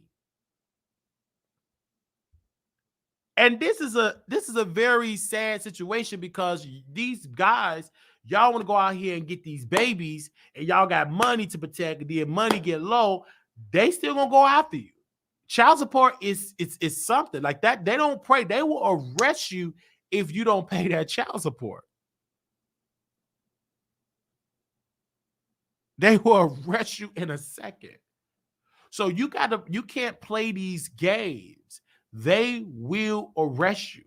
So I am hurt that he have to go through this financially, but you're going through it, right? And so let's see if Jay-Z can bail him out. Jay-Z, I'm calling you out, brother. Bail out your friend. Because when I read the article and I was reading, because my team put it on here, I'm like, what? Because he already got he got a group that's going to come out, the Black Guns, as their, they got a collaborative album with rapper Freeway titled 365 is supposed to be released this year. So, but I'm thinking, like, he's 52 years old. And the thing about him, what gets me, he said, according to the filing, he is saying that his income went down to $428, citing his current financial predicament. He attributes his financial woes to the aftermath of COVID and delayed returns from his business ventures.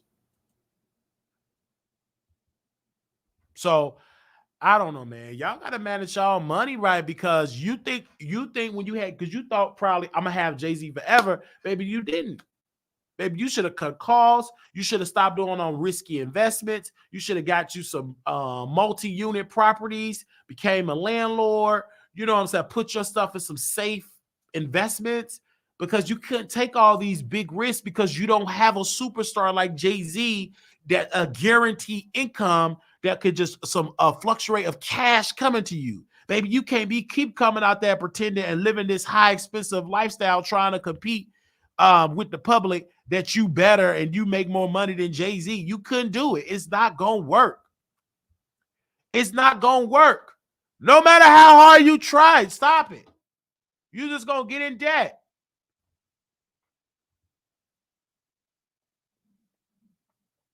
You know what happened with that lawsuit? Probably Lee Daniels didn't pay it.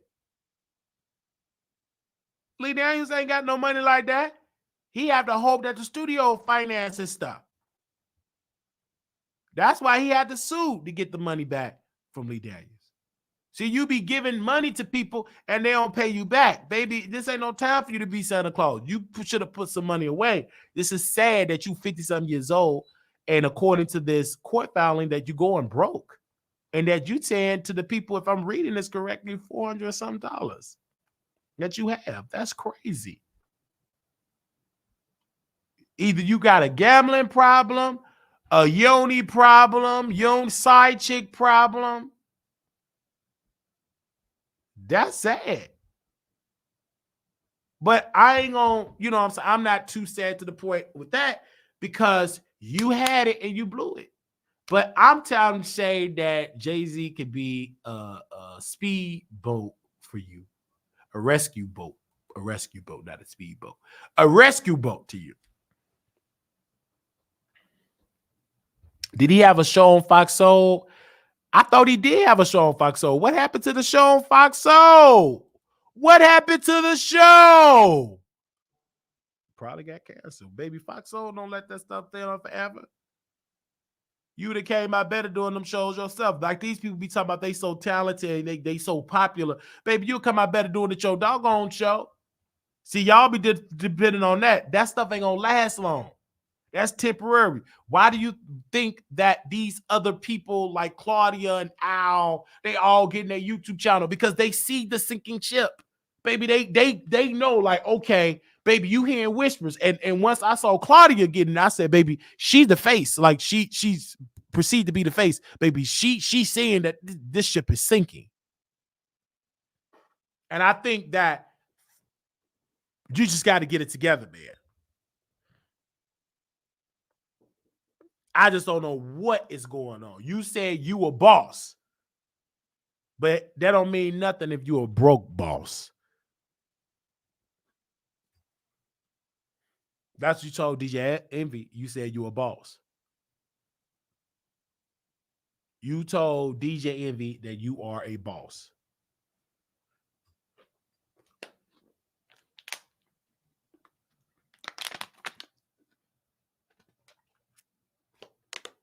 It's sad. It's so very sad, man. So now you got to beg and plead the courts. And then sometimes, too, that don't necessarily mean he going, hold on, y'all. That don't necessarily mean he going broke because sometimes these dudes be getting tired of paying child support. They'll pretend to be broke.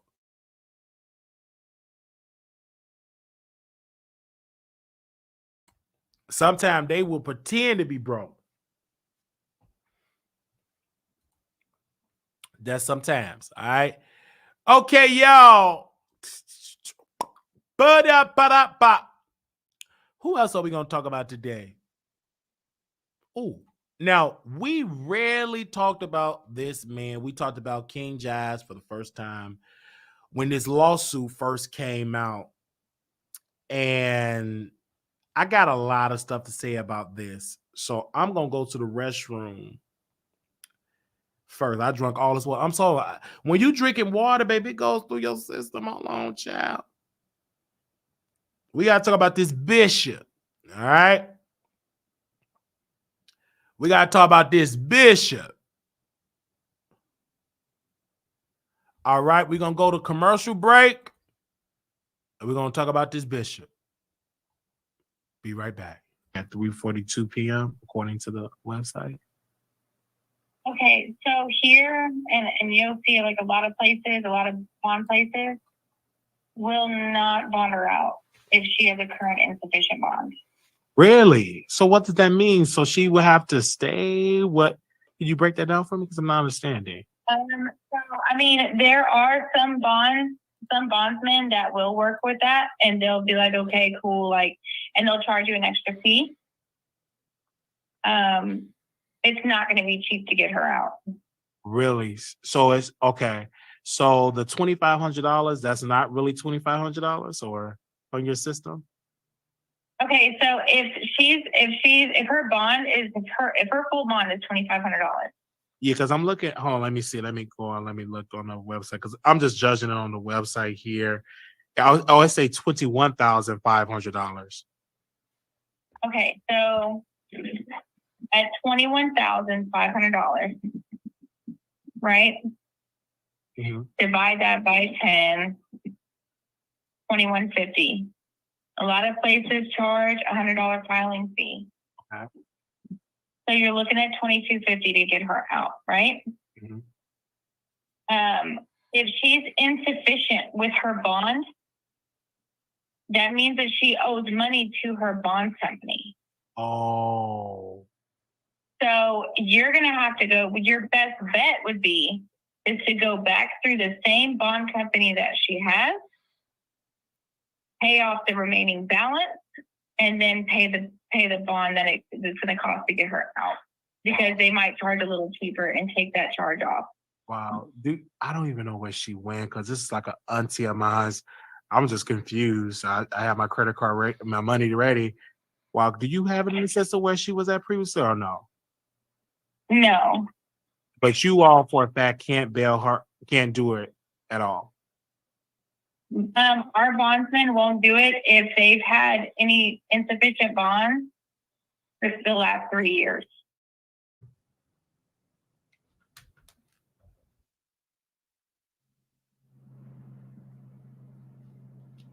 All right.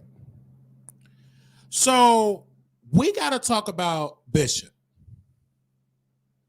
When I tell you we have to talk about Bishop Wayne. This is King. Wait, let me do this. Okay. This is King Jives. King Jives is a church commentator. Mama was arrested for fraud. He helped the feds get his mama in prison, right? Allegedly, according to Bishop Whitehead. Bishop Wayne is a pastor, leader of a church. He got caught in some controversy, and he filed a lawsuit against King Jives. King Jives was reading a letter of a white woman that alleged that she had a relationship with Bishop Wayne. But let's go back. King Jives called Bishop Wayne and asked him, is something going on? And Bishop Wayne said, no, nothing's going on, blah, blah, blah.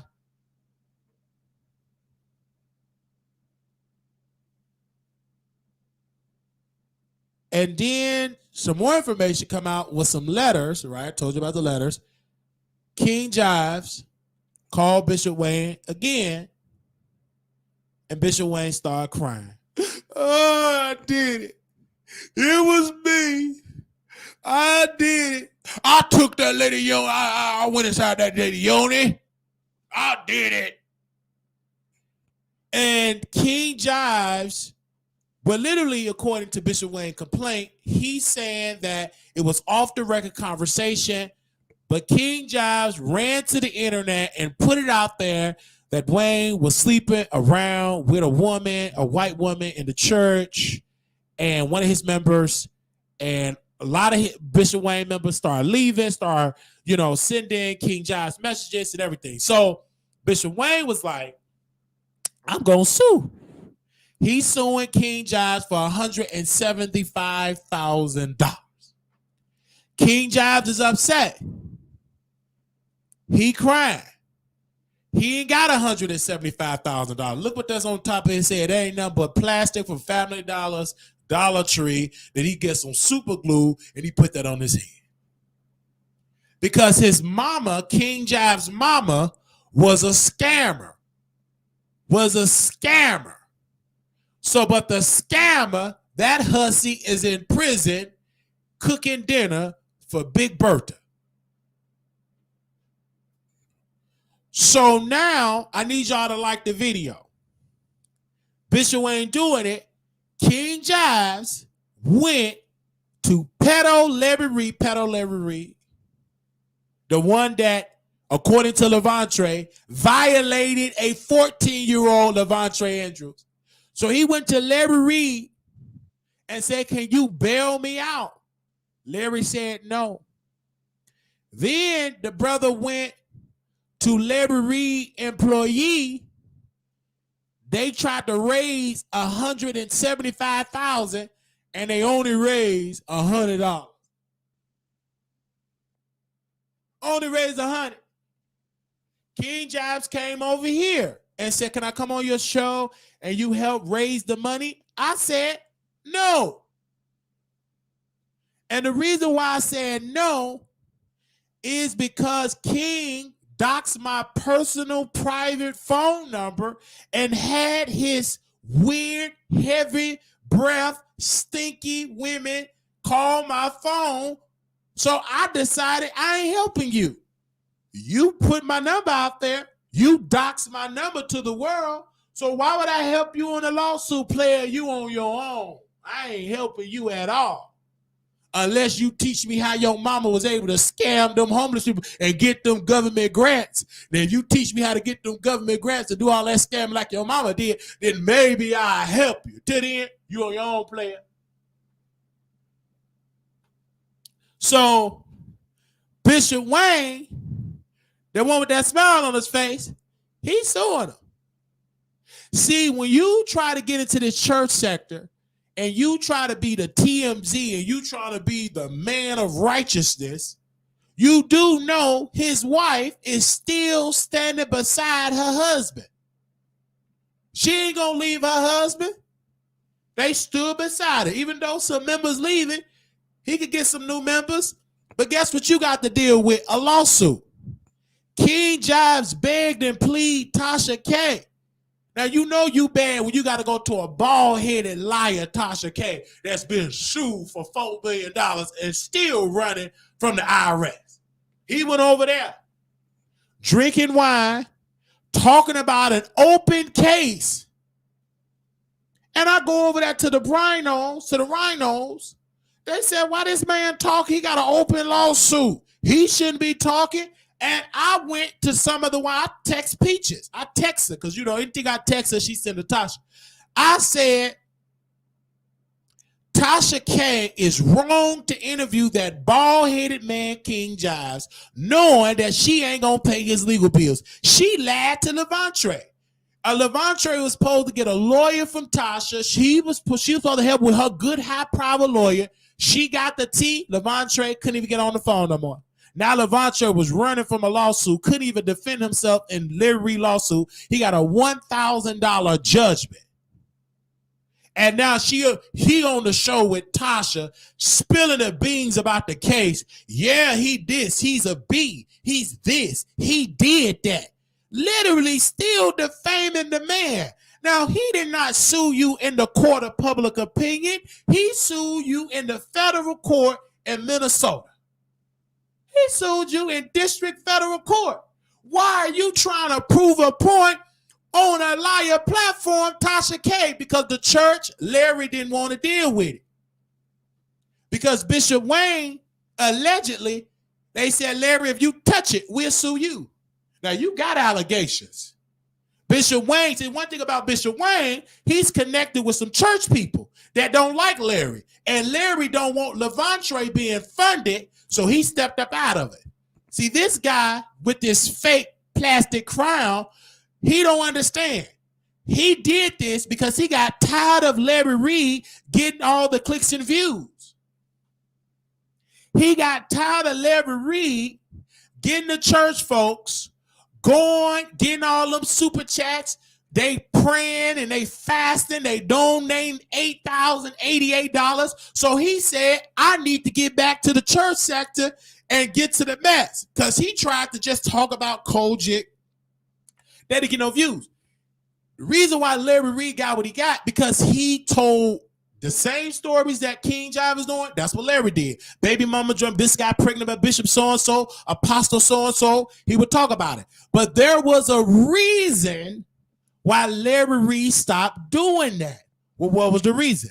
I'll tell you.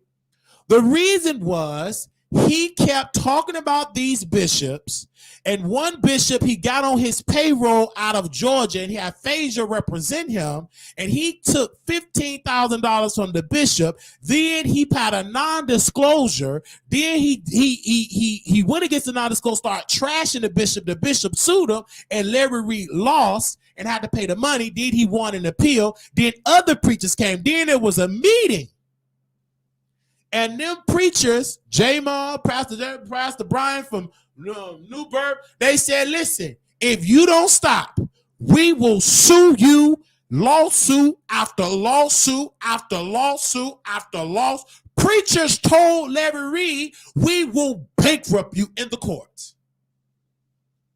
We would bankrupt you. And Larry, he sat down and he stopped talking about the church like that. He went out there speaking in fake tongues.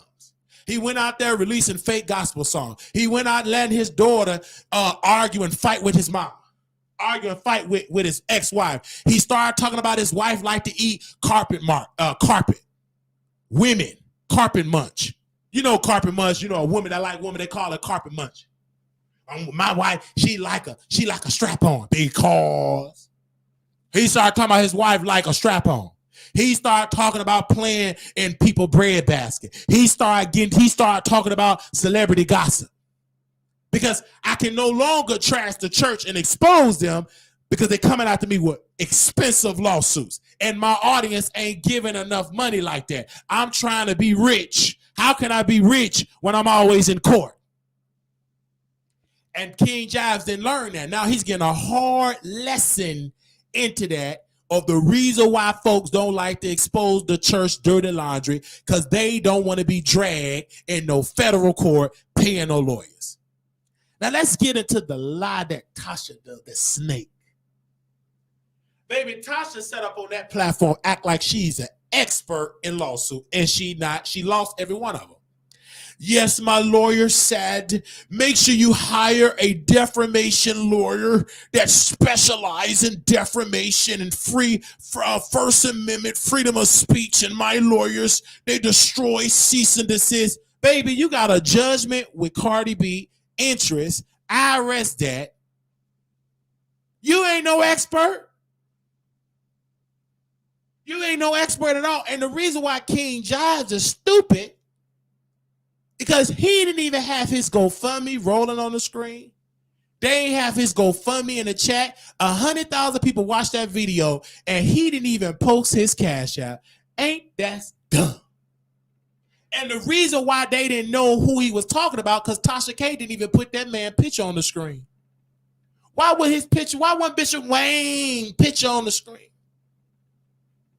You were talking about Bishop Wayne. Why didn't you put the woman that accused him of sleeping?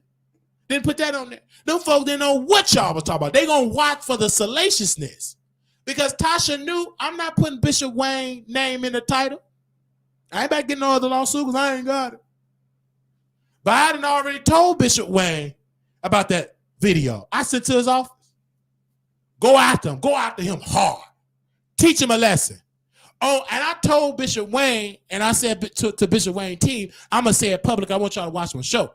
I want y'all to go after King Jives on the behalf of all the homeless people his mama have scammed. I want you to do it on behalf of all the homeless people that was scammed and that was taking the life out of because of King Jives and his mama wicked ways. So I want you to bankrupt him.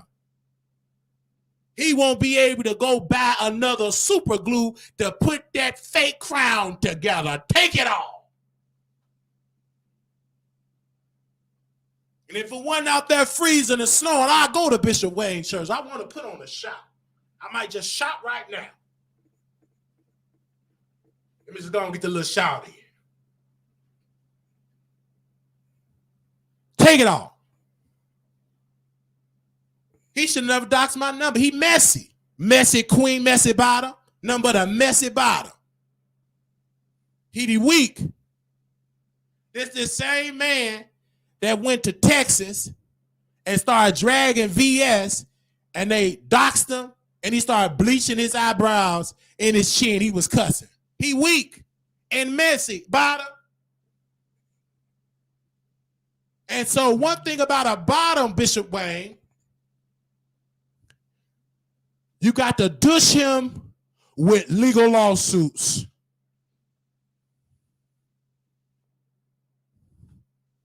Douche him with some powerful lawsuits. Go after him. Break him. He ain't got no lawyer to defend that. He ain't got no lawyer. Talking about, I already talked to my lawyer. No, you didn't. You talked to AI. You didn't talk to some Google. Baby, Miss Pam, she ain't qualified to do no civil suit. She can't even represent you because she ain't no lawyer in the federal court. Baby, you didn't talk to Miss Pam. Baby, Miss Pam is a YouTuber. She couldn't make it in the courtroom. She ran over there like the lead attorney. Anytime you see attorneys coming on here on YouTube, it's because they couldn't make it in the courtroom. They couldn't make it in front of the jury. They wasn't making no money. They're making more money sitting down pretending that they're a legal expert. If they were such a legal expert, why they ain't in no high-profile law firm making $80 million a year? They barely made $5,000 and they on YouTube. Talk back to me in the chat. You ain't got no lawyer. Because if you did have a lawyer, you wouldn't have been on that show by yourself. You would have had your lawyer on that show. As many times I've seen people get sued and they suing the court or they're suing the city, they're suing the state on Roland Martin Unfiltered. Roland Martin will have the guests and their attorney. I've never seen Roland Martin interview somebody that said they have a lawsuit and you don't see the lawyer. If you say you got a lawyer and a good lawyer with sense, you doing the interview, we doing the interview. When I had an open criminal case with the state of Texas, before I hired this lawyer, I interviewed him and I was talking about the library situation. He DM'd me or text me or something. He said, stop talking about that case. I'm going to talk to you tomorrow and we'll talk about representing you, but you stop talking about that case because it's an open case and everything that you say on this video can be used against you in the court of law. So guess what I started doing? Mute. I didn't even do sign language about the library. I just was muted.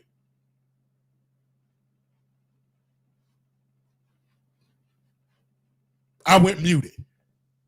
I didn't resume, start talking about the library until everything was closed, paid off, on probation. Then I started talking about it. Having fun isn't hard when you got a library card. Having fun isn't hard when you got a library card. Having fun isn't hard when you got a library card. Hey. Then I started saying the library is still standing. Once it was paid, no more probation, everything in the clear, I could talk about my testimony.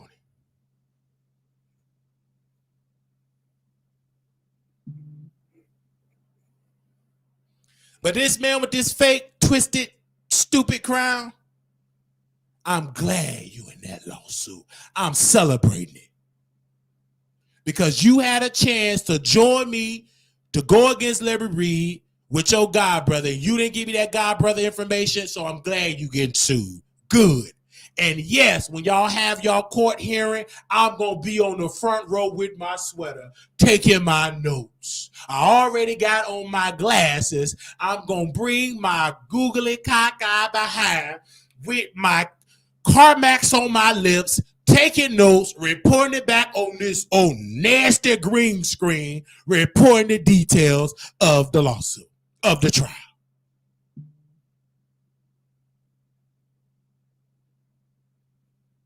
I'm going to report on it. You the one that had Bishop Wayne in your mouth. You the one that said Bishop Wayne was gay. You put it out there. You put it out there. You see, you could be doing a 3-hour broadcast. I was watching you. You were dragging Bishop Wayne. You call that man gay. Bishop Wayne ain't gay. Why would you call Bishop Wayne gay? Where your evidence? Where's the evidence? Where's the lubrication? Where's the douche kit? Where is the man? Who was the top? Where's the video? We just can't take your word. Your mama is a whole prisoner. You're the last one I'm listening to. You put out a rumor that this man was gay and bragged about it, and you got sued.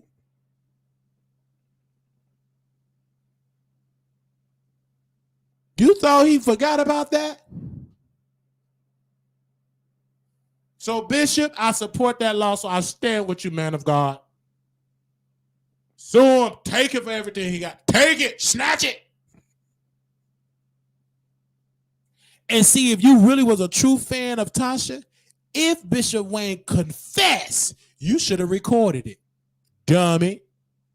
You recorded your mama and worked with the feds to get your mama in prison. Why you didn't record Bishop Wayne if he said it? You mean to tell me you've been blogging since you've been outed as a Kojic down low preacher? You mean to tell me you didn't record the bishop on the phone? You weak. Weak and stupid. You get on the phone with Tasha K. Anybody of substance on the phone with Tasha K, you record it. Baby, she got you right on the phone. Yes, this is Tasha. Yes. Oh, I'm so sorry that happened. Oh, yes, this is off the record. Yes, I understand. Oh, yes, I'm in the restroom with some Pangea wash. Who cheated with who? Yes. Okay. Well, yes, this is off the record. I'm not even worried about it. I'm out. I'm outside in the hospital with my son. He's hooked up to tubes. He had an attack in the Congo. And she record. At least she got that much sense. You ain't got no evidence, nothing recorded. Only thing you got is a Section A, low budget, food stamp crown.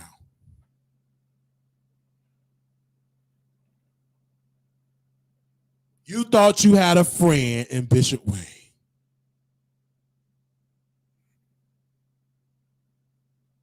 And he is suing you in that fake crown.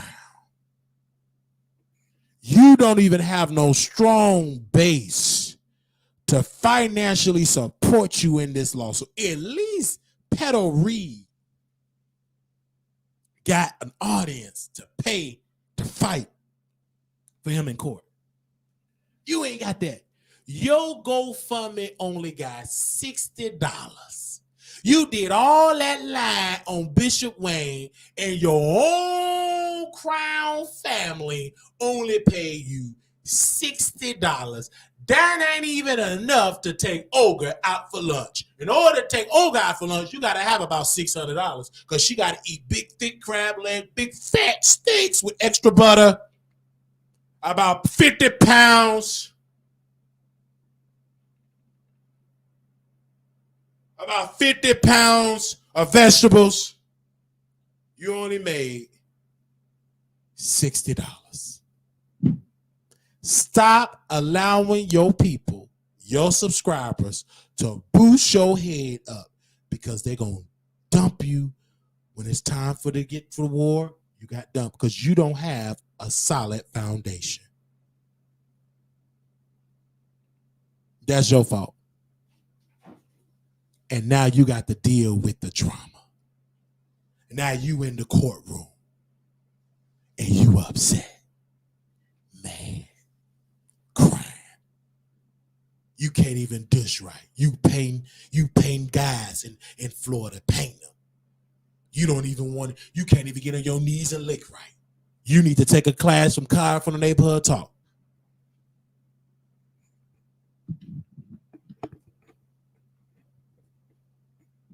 So that's your fault. That is your fault. You did that. When you got that cease and desist, you should have deleted the video, should have left it alone. You wanted to continue. That's your stupid behind. That's you.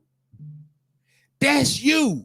You picked up that traction. You was interviewing former members. You was reading messages. You were doing that and bragging about it.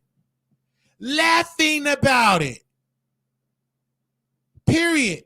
You didn't do what fucking Aniva did, send him a cease. He deleted it, moved on. You didn't do what Angie did. They sent her a cease and desist. They moved on. They recanted, apologized, moved on. But you kept it going. And guess what? Now you got to pay Bishop Wayne $75,000 plus his legal fees. I don't feel sorry for you. You should have just took down the information. You dumb. You send me a cease and desist letter? Okay, we're going to remove it. Moving on. Why would I fight it? That's dumb. I didn't see Angie fighting with the Shade Room. They apologized to 50 Cent and they moved on. He sued them. They moved on. No story. So when you defend and try to fight it, for what? You lost. Take that L. But to put salt in the wound, you went on Tasha K that was found liable of a $5 million in the millions in debt. She has so many lawsuits. Why would you get on her platform? Because you thought she was going to raise some money for you. You're getting the same amount of views before you even went on her show. It didn't win because most of them folks don't want to see no man with them big, thick eyebrows and that fake crown speaking in fake tongues talk about the church sector. They is a fan of Tasha. They are not going to all come follow you. You dumb as a box of rocks if you believe that. If that's the case, why didn't you grow another 100,000? Because they don't care nothing about you. Because they don't even know who a Bishop Wayne is. Do you hear me? That ain't no Bishop T. Nothing against Bishop Wayne, but he's no Bishop T.D. Jakes. He's not the one that's swallowing up. Prophet Messiah, Prophet Manassas, Bishop Naza. So they don't know who that man is. That ain't no Bishop T.D. Jakes. No offense to Bishop Wayne. You know, none offense to you, Pastor, but you know Bishop T.D. Jakes. You know Joel Osteen. You don't know Noel Jones. And he even tried to defame Noel Jones. Anyway, but you know it all. You older than me. Your mama in prison. Anybody should know how to avoid the system should be you because you helped the authorities get your mama in prison. That's why she eating 3 thick sandwiches and spoiled milk for dinner. Let's go to the phone lines if y'all want to call in. Let's go to the phone lines. I know this, you never heard of this man, but hey, we got our hands in every pot. And I said, hey, we're going to talk about it here on the Wiley Show. If you got any thoughts that you want to give at this appropriate time, we said we were going live today, and we did because, again, I'm so glad that I went live today. Even though it's Saturday, I said, hey, I'm still going to entertain the people on Saturday. And then on tomorrow, I'll be with my members. All right. So if you want to call in, the number is 972-674-9462. 972-674-9462. His mama did fraudulent behavior, had the people signing up. She was getting grants and money to feed the homeless, and she was taking their money and pocketing and buying purses and buying King Jives cars and houses and clothes and underwear and condoms and dish kits and gold and lubrication. Hey, you live on the Wiley Show. Hey, Wally. Yes, I remember you touching on that story with King Jives and his mama. Facts. They got the grant and she stole, well, it's actually, to my understanding, allegedly, he stole the mama and he stole the money and then he blamed his mama. Facts. So the mama is doing time for him, allegedly. So how dare him not take the blame and he do the time for his mama? Ain't that a coward? Yeah, I think that's a huge coward move. I would have took the charge for my mama. Absolutely. Absolutely. That's what I'm saying. And when I got the phone call, because he had something to do with it as well, because I'm sure he took some of that money as well, man. Facts. Of course he did. Does not be stupid. Because Bishop put it out there. Bishop, what was the name? Bishop Whitehead. I remember that. Bishop Whitehead and Daryl Moore. Bishop Whitehead and Daryl Moore put the information out there. And so, but I think King Jives, he really took this Bishop Wayne story because he got tired of losing in the ratings to Larry Reed. Larry Reed because took, in his live while he was begging to get to 100K subs. yes, He was doing anything necessary. right, And look at it now in a lawsuit. right. And he got the 100K, but do he got $100K in the bank? See, people chase that. Absolutely right. That don't mean nothing to have, because if that's the case, why your 100,000 people ain't donating 100,000 to fight this lawsuit? Because that don't mean anything. That's just bragging rights. But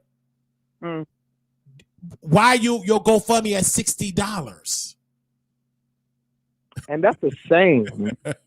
We was It able to is pay a back. We was shame. able to pay back 30,000, and we didn't want no crown, no suits. We ain't speaking no fake tongue. And my people donate that, and we didn't even have 10,000 followers. And he's selling that crown. Larry Reed bought a crown. I just having a crown and having a raggedy, stinky life don't mean a thing. Your crown is built on filth, because a person that got a crown know how to maneuver strategically in this world. He didn't.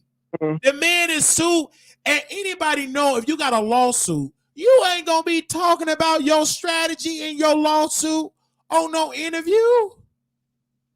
Exactly. That make Bishop Tasha Wayne K feel to go Tasha out K ain't water. doing nothing but getting a quick interview off of you. Yes, and she Fool. would leave you hanging like she left Larry Reed victim hanging.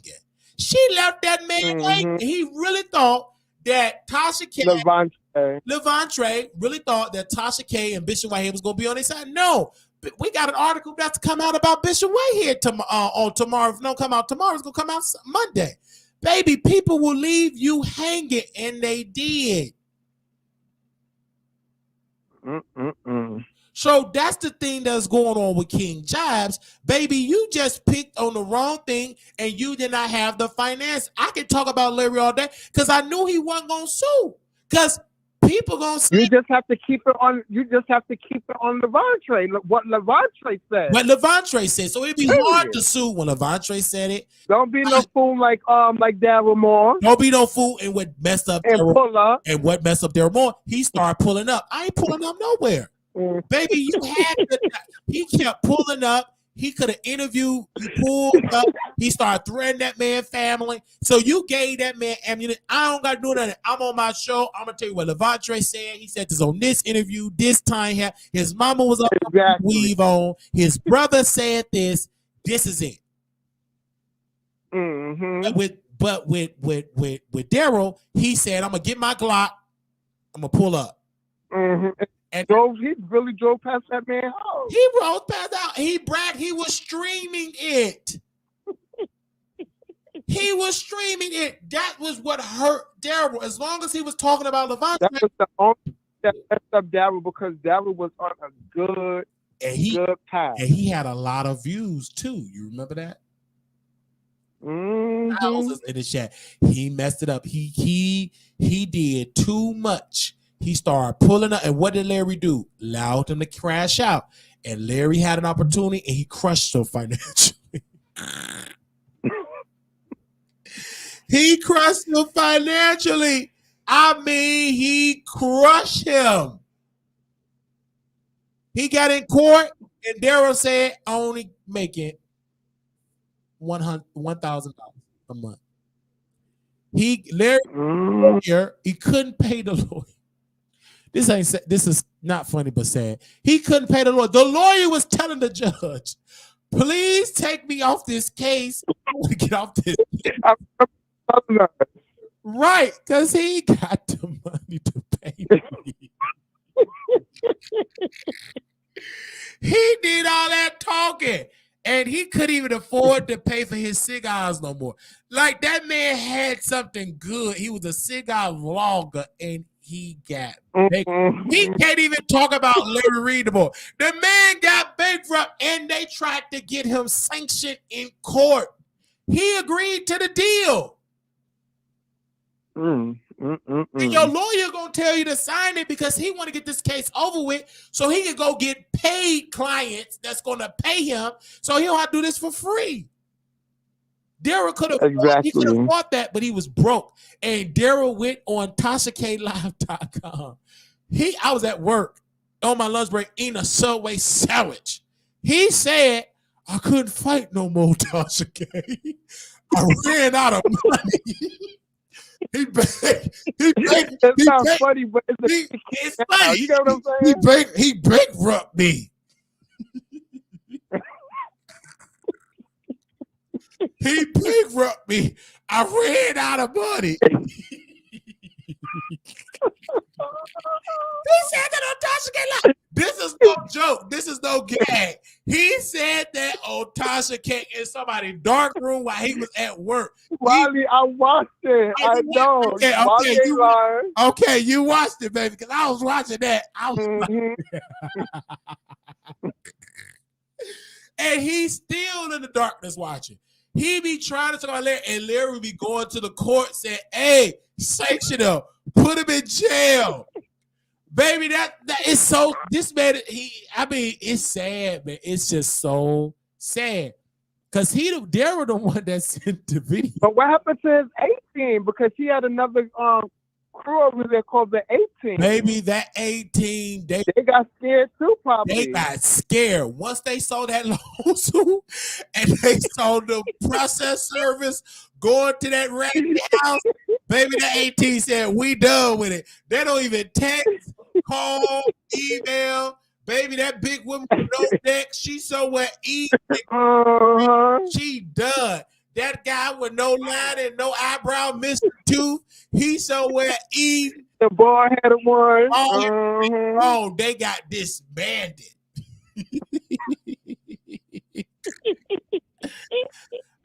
No, but it's not a kiki, but it's a kiki now. You get what I'm saying? It's a kiki now. But that taught me, like, don't do too much. Just stick with him. He had something right. You could call him a pedo because Levante said he was 14. Levante put it out there. His mother put it out there. His brother put it out there. And King Jives himself said, my God brother or godson was violated by Larry Reed. And allegedly they were saying the godson said that Larry Reed gave him the 3 letters. Yeah. And that's when he ran to go. I was on your station head. I was there. Okay, you was there. We got a witness. I was there. And she was so happy to come on and talk to you, baby. She was happy. And she said, are you recording me? I said, no.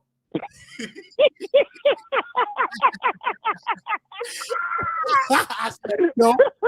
Baby, they need to hear this tea. They need to hear what you said about Larry Reed.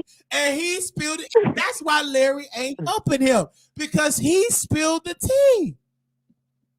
Mm-hmm. But I want to know why did Larry buy that crown hen? Don't be fake and phony. Being fake and phony, because anybody can buy that. Baby, he need lawyers. Buying a crown for $10 is way less than to be buying $75,000 or putting an attorney on retainer. These people, he got King Jives cited for buying him a crown. Baby, you need money. But what King Jives could have did, and they would have donated, I would have donated $6. I want to talk about what Larry did to my godson, to my god. He didn't bring up Larry. So you deserve to go through this with Bishop, because Larry did not help you with Bishop Wayne. Why he help you? When the last time you seen him back to the witch show? Because they silenced it. They said, no, we're not helping this dude. Because if you keep... Well, I got to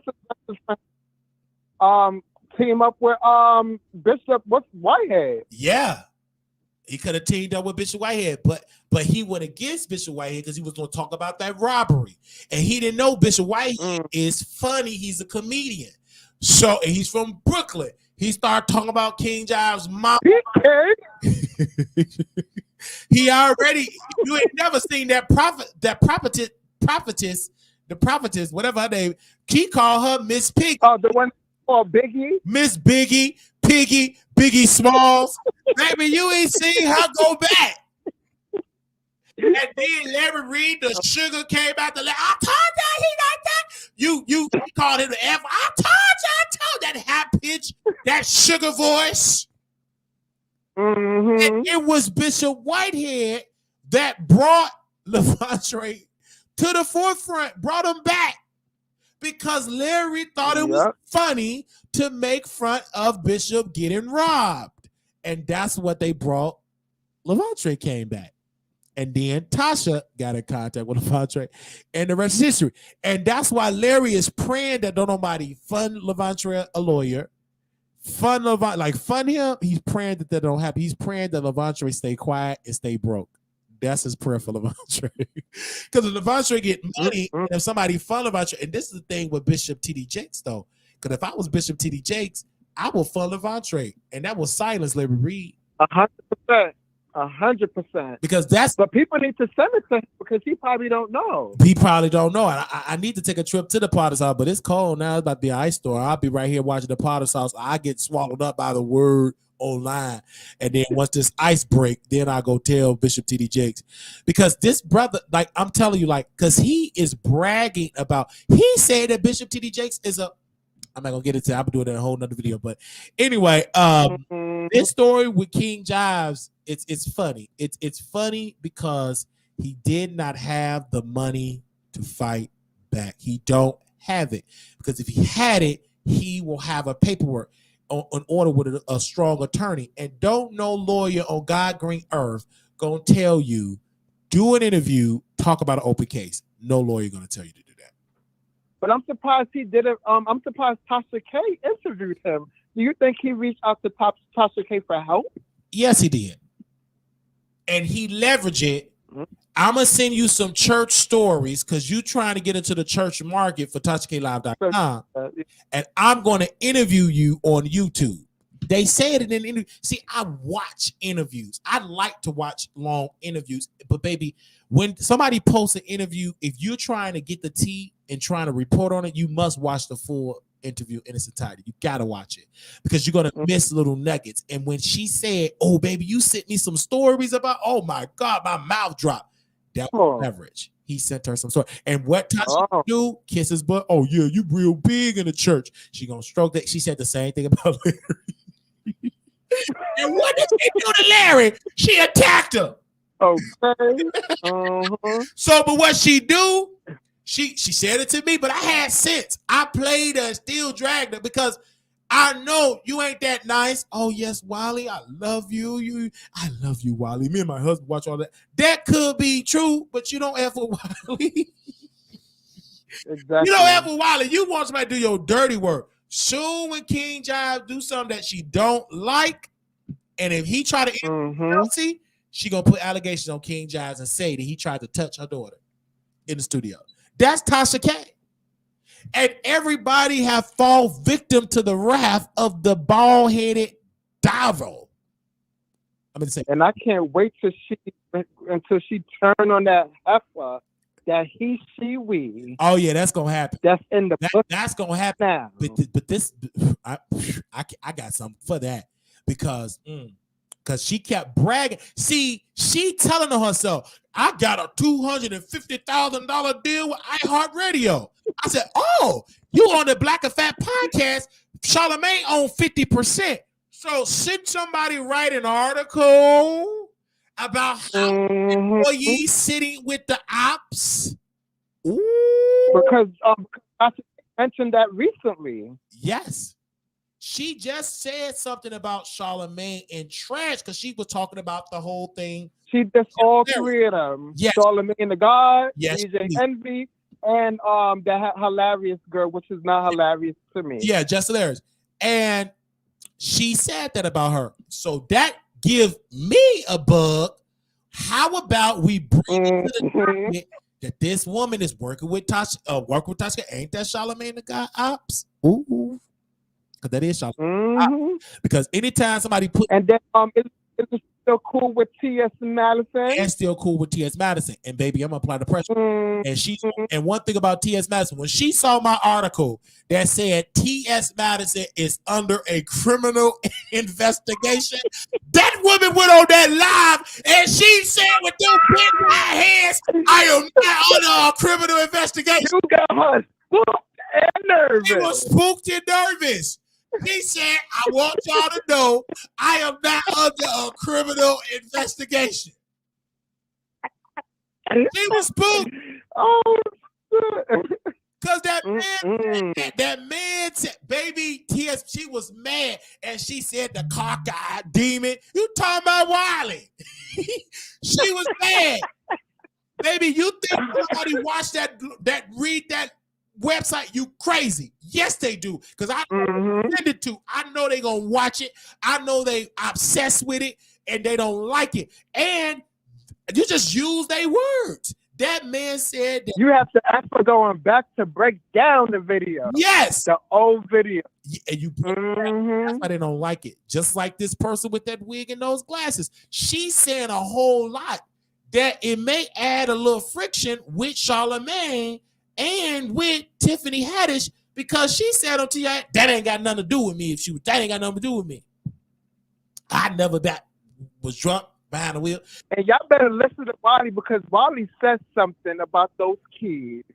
And today I was in the Heifer bushes, and she said, because my team, I can't quote her, but she said something about the daughter girl was like, she has an attitude or something, and she don't want to turn the Wi-Fi off. So it's something going on. Something going on. I told y'all. See, if you keep listening, they gonna tell them, say, I'm not just saying this with my neck. This woman, they talk too much. If I'm just a random troll, you wouldn't give me that much power. Obviously, I'm saying something that's hitting you because she responded. I haven't been to the Jeffrey Pub in 20 years. My unpaid employees. Then you want TGIF with that program, unpaid employee. She's mad. You ain't gonna never be on. The teenage kids are not happy with her. They're not happy with her. If they was happy, why you don't see them kids on her platform? Why you don't see them doing a show on Coffee Time? Yeah.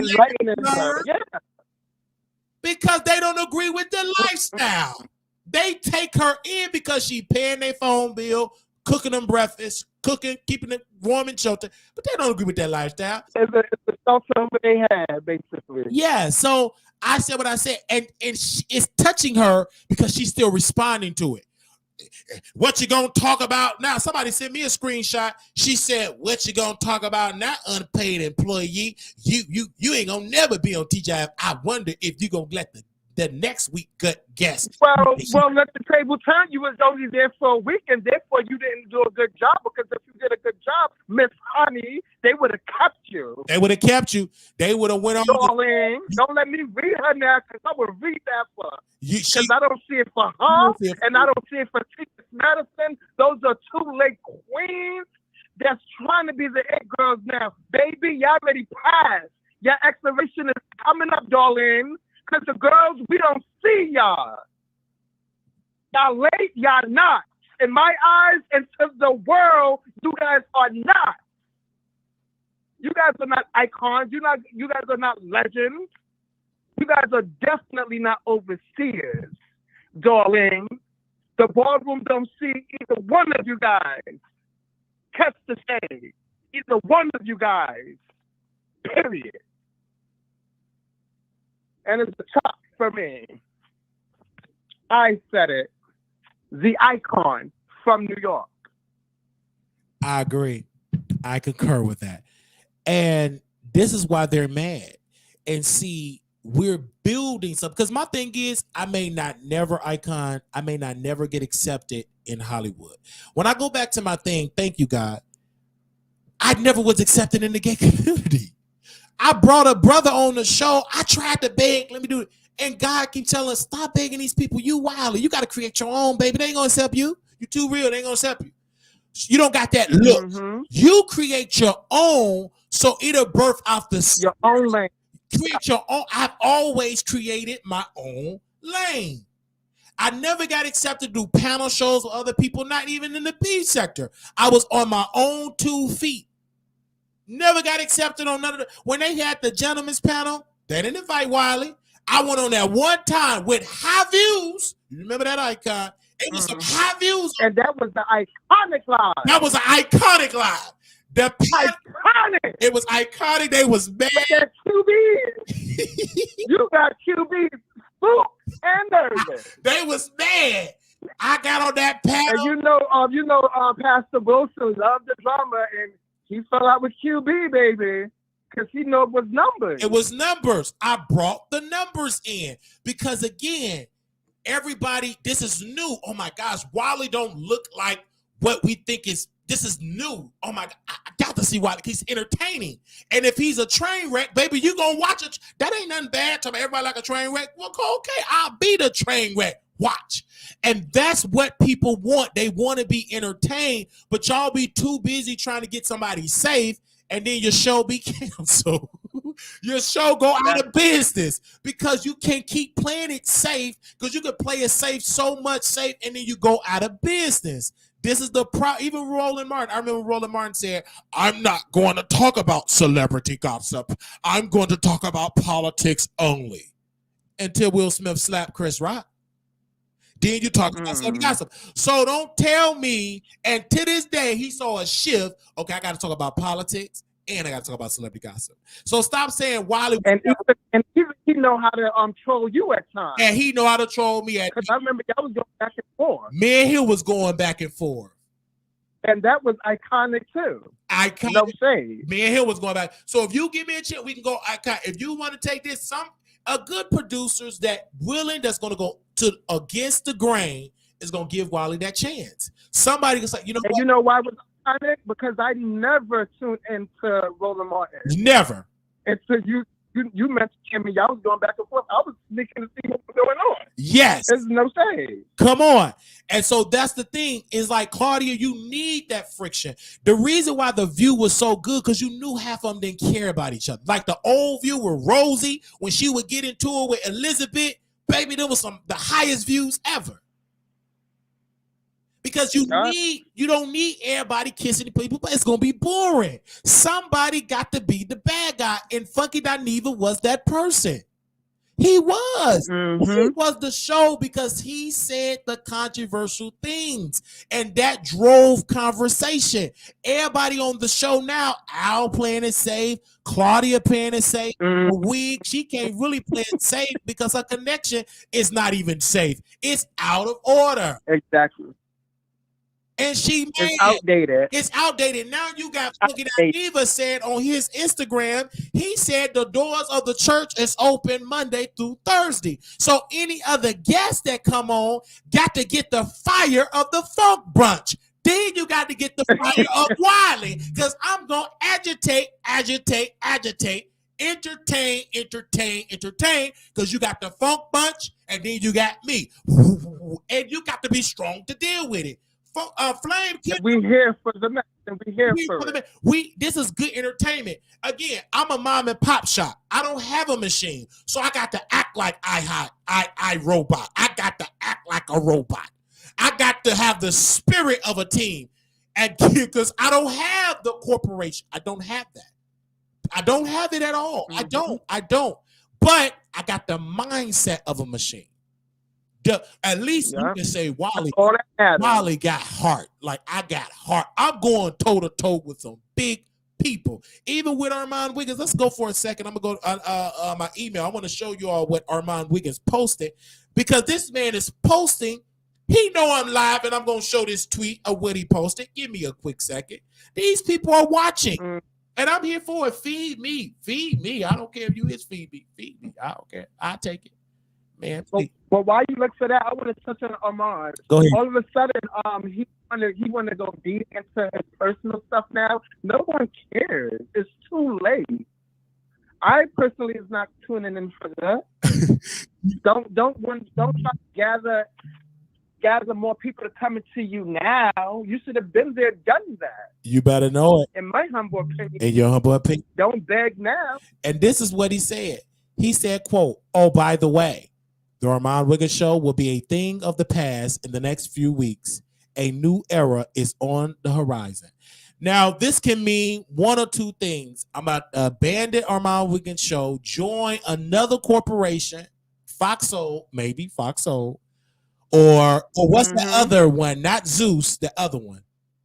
That's not TV. Yeah, or that. But my thing is, baby, you better keep the Armand Wiggins show You better you bet not abandon But they our said- Wiggins show. You bet not do that. like I said last time, he better pass the baton to the Wally show. Yes, he got the pass. Because those people just going to come on over. Yeah, the people gonna come on because they're gonna come on with to be entertained, and this gonna be a win. Wherever his new horizon is, it's gonna be Wally new horizon too. Because maybe I'm gonna get right. And he better read those contracts, baby, because they're gonna spook you, baby. Right, And there's no tea, no shame. You better read that contract. right. I'm gonna be right there. Never too late, but anything. Some of you be to a tight as you are. I'm gonna be right there on the train, man. I'm gonna talk about it. He been. But the gag is she probably already signed the contract, and they probably spooked her already, baby. You better read those contracts. He gotta have an entertainment lawyer. He better not have old girl no personal injury lawyer. And that's no shade. And there's no shame. I got a feeling that they worked her. Right. I got a feeling that they worked her. She signed that contract already. Right, because we want to see. I want to see the change of the around. What other change? Change is good. Let's see. Let's see if he can. Well, Milagro today said that he's merging the card, the reading of the card, the witchcraft to his regular channel now. But my thing is, people going to leave. They're going to unsubscribe. They're not here for that. Or they can still subscribe, but the viewers won't be there. They're not going to be in. Now we can do the preaching. Because everybody say Wally should do the preaching. It would work for Wally. Why? Because I already give you that. I already give you that. This ain't nothing new. Mm-hmm. This ain't nothing new for the preacher. It's not an add-on. It's not an add-on. That's just me. But with that tarot cards, because he didn't start out with that, them black women ain't gonna do. He's gonna have to he's gonna have to bring white folks on his show. He gotta do what Storm does, get white witches. He got to get some white black folks ain't gonna receive that. I'm sorry, unless you gonna get some. You already said he was praising that white lady that unpredicted. Yes, he did. He said, "I wish she taught classes." So we shall see how it's going to play out, and with this new era. But he's going to have to get some people that's really into witchcraft, really into tarot cards, and he's got to go to New Orleans or to the south of Georgia. I'm talking about the people that's really into that. And he's going to have to really bring that to the forefront and get a new audience. He can't depend on his base because that base is only there whenever he's talking about female rap. When he's talking about female rap, they there. But they weren't even there as higher for him because one of my critiques, I want to help him because it helps me as a fan. When you're talking about lyrics, he got to do a little bit more production. I need to see the lyrics of that song, not you trying to quote the lyrics. You understand what I'm saying? Exactly. If you're talking about a JT lyrics or Lotto lyric or Sweetie lyric, I need to see it on the screen. Let's see the lyrics on the screen. And Armand Wiggins, to be technical, he get paid people to do that. I just don't understand. Like if you got money for Gucci boots, Prada, Gucci robes, you can't pay Balenciaga. You can't pay people $100 just to put the pictures and stuff up. $400, $150. And look at Tasha K. She's doing it remotely. She doing it remotely and still got that person doing the transition because that need to help him because what turned me off from listening to that video is when he had the lyrics. I'm not talking about playing the song. I'm talking about going to google.com lyrics or lyrics.com or whatever and have it on the backdrop and have it on the screen so we can see the lyrics of the song. That's what I'm saying because I didn't want to hear him try because he ain't quoting the lyrics right anyway. He don't know the song word for word like that.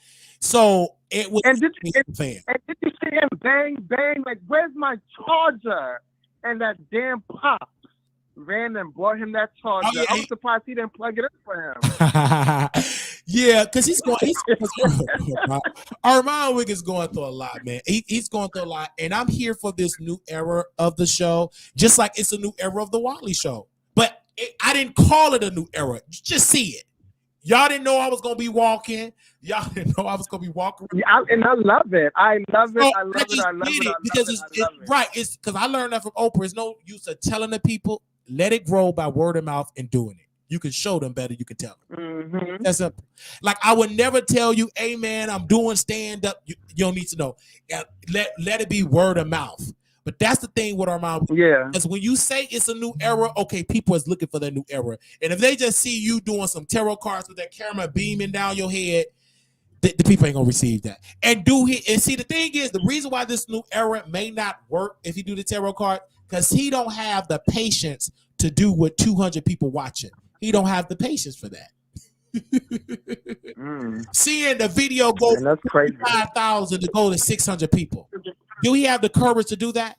Do he have the courage to weather that storm, to go through that storm, to go from having 4,000 or 5,000 people to 200, 103?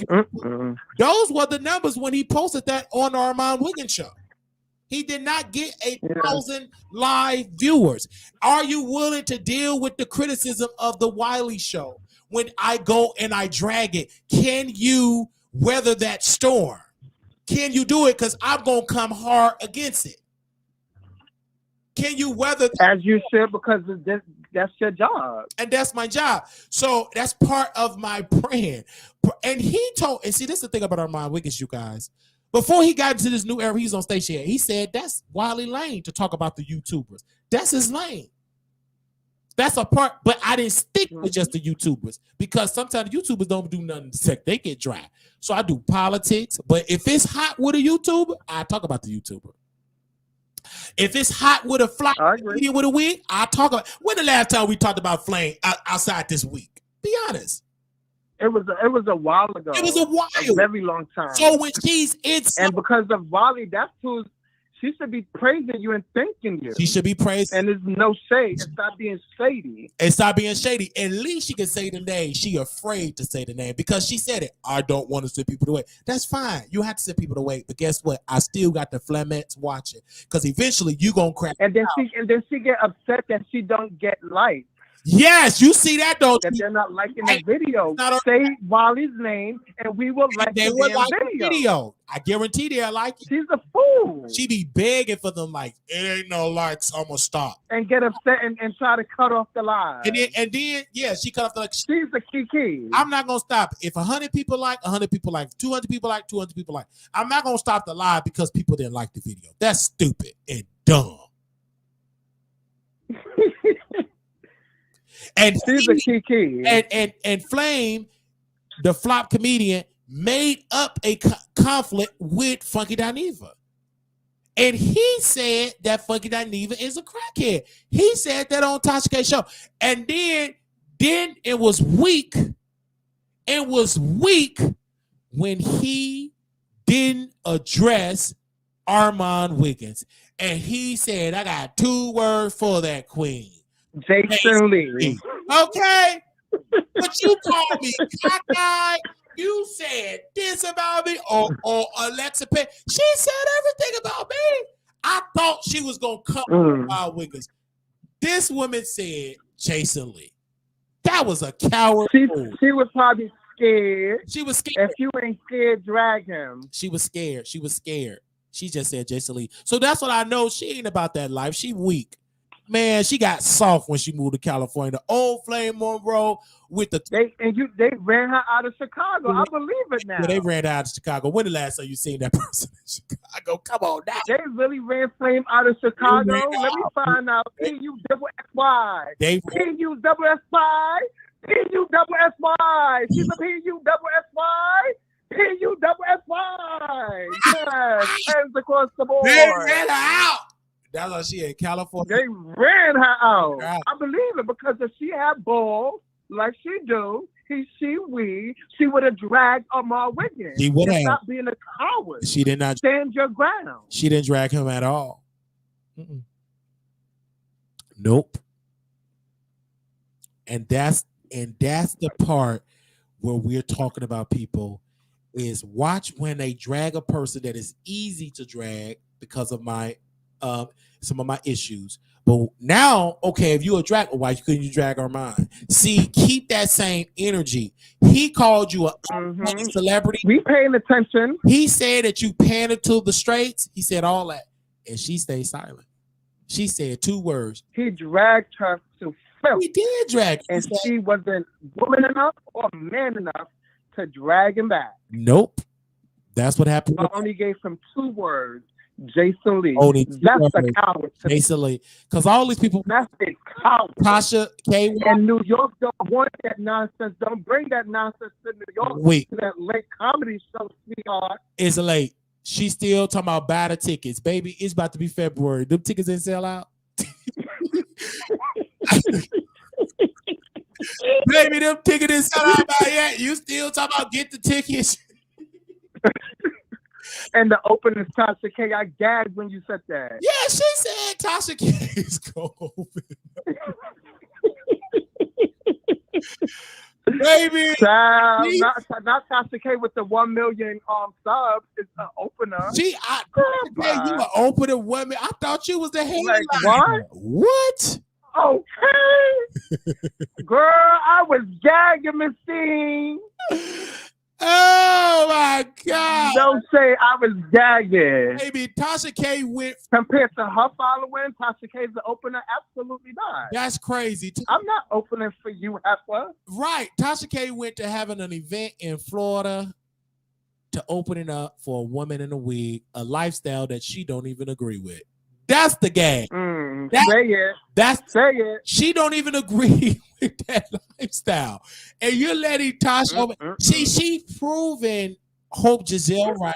She proves everybody that say she panders. She proved she even proved Amar right. She proved Amar right. How many trans women that do comedy and she couldn't put on stage because she want to be the only comedian that's trans. Why did she ain't let Samson? He's an openly man. And we interviewed Brother Samson on. I remember him coming on your show. He came on a couple of times. He was in that movie on BET Plus. Jesse Smollett directed the film. I remember. B-Boys Blues. You could allow him to open up, but you allow Fish that criticize the trans community, and you think you got some sense. You are a weak, sick person when you got a person that dehumanize you and dog your race and your gender and your community, and you allow that person to open up. That's just like me allowing a Ku Klux Klan person to open up for me. Like that's like Minister Louis Farrakhan letting a Ku Klux Klan person open up for him at Savior's Day. How much sense does that make? Her close friend T.S. Madison made a statement on that? Nope. She's in the UK with her staff member undressing in front of him, and they in the same hotel room because she too cheap. The African guy? Yeah, the African guy. If his green card, if he able to get a passport, or you know what I'm saying. She probably a worker's visa allegedly. Probably got a little work. He had got he's working and stuff like that, working for lunch, working for some fufu rice, and working for some fish and chips in the UK.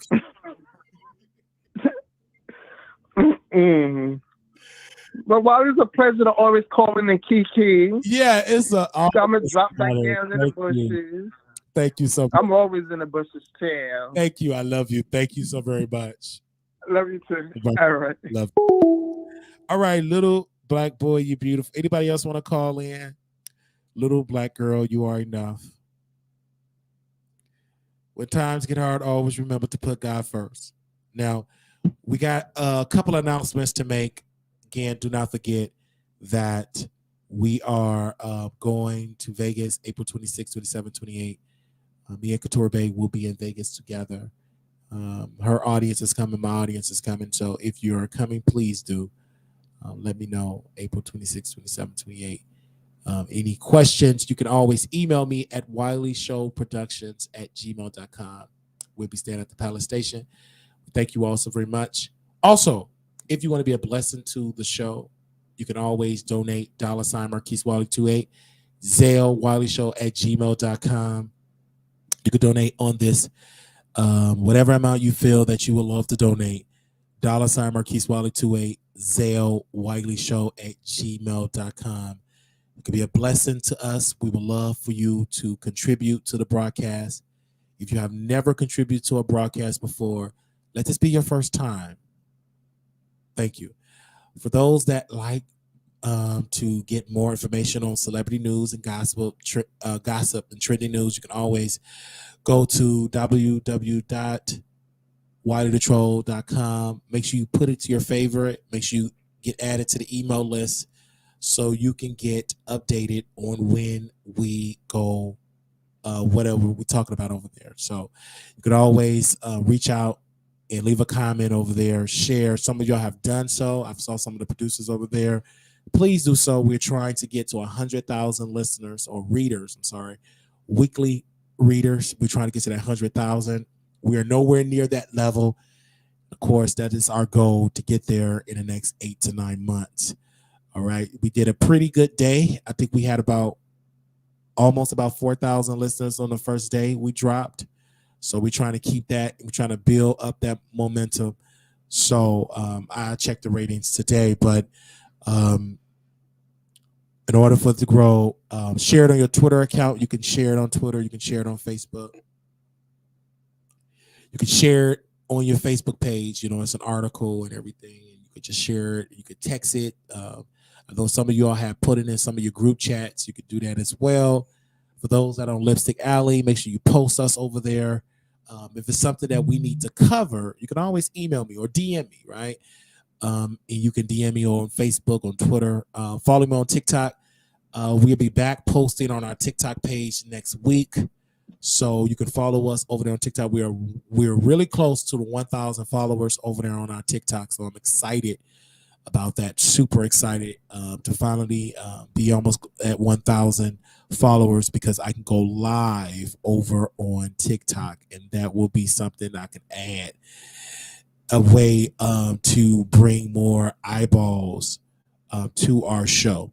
All right. And I thank you for those eyeballs that have been going on our show, and I appreciate that. All right. Thank you all for y'all amazing support. Yes, we will do an after show. Well, absolutely, we can do an after show.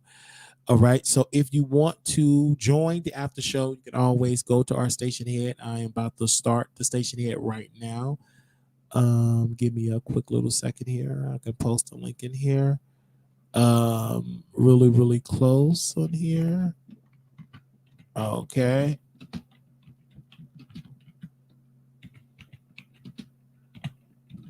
Give me a second. We could do it after show, because I don't think we really done one lately. So we can do one today.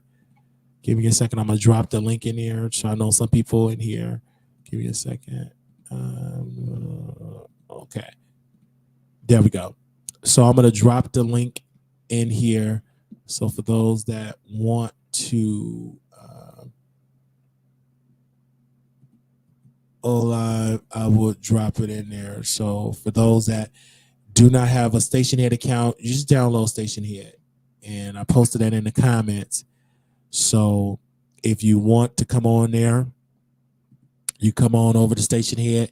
You could download some of my seasoned saints, that if those that have an iPhone, go get your grandson and tell your granddaughter or your daughter to download Station Head and follow the Wiley Show. We made it super easy for you. Only thing you got to do is download and type us in. You were there. You could hit the link directly, and it would take you directly to Station Head. So again, some of y'all already coming through over there. Pretty Nikki, I think I see Pretty Nikki over there. I think I see, is that Armand Wiggins over there? I see Deputy over there. I'm seeing people over there. I see Tasha came on over there. So I see the people are coming on in. So we thank you all so very much, and make sure y'all come on through. Thank you all so very much. Let me close out with my saying again, and the words. I love this beautiful closing out. Love it so dearly. Little black boy, you beautiful. Little black girl, you are enough. When times get hard, always remember to put God first. Thank you, and you all have a wonderful day, and I will see you all on Station Head for our after show. Peace.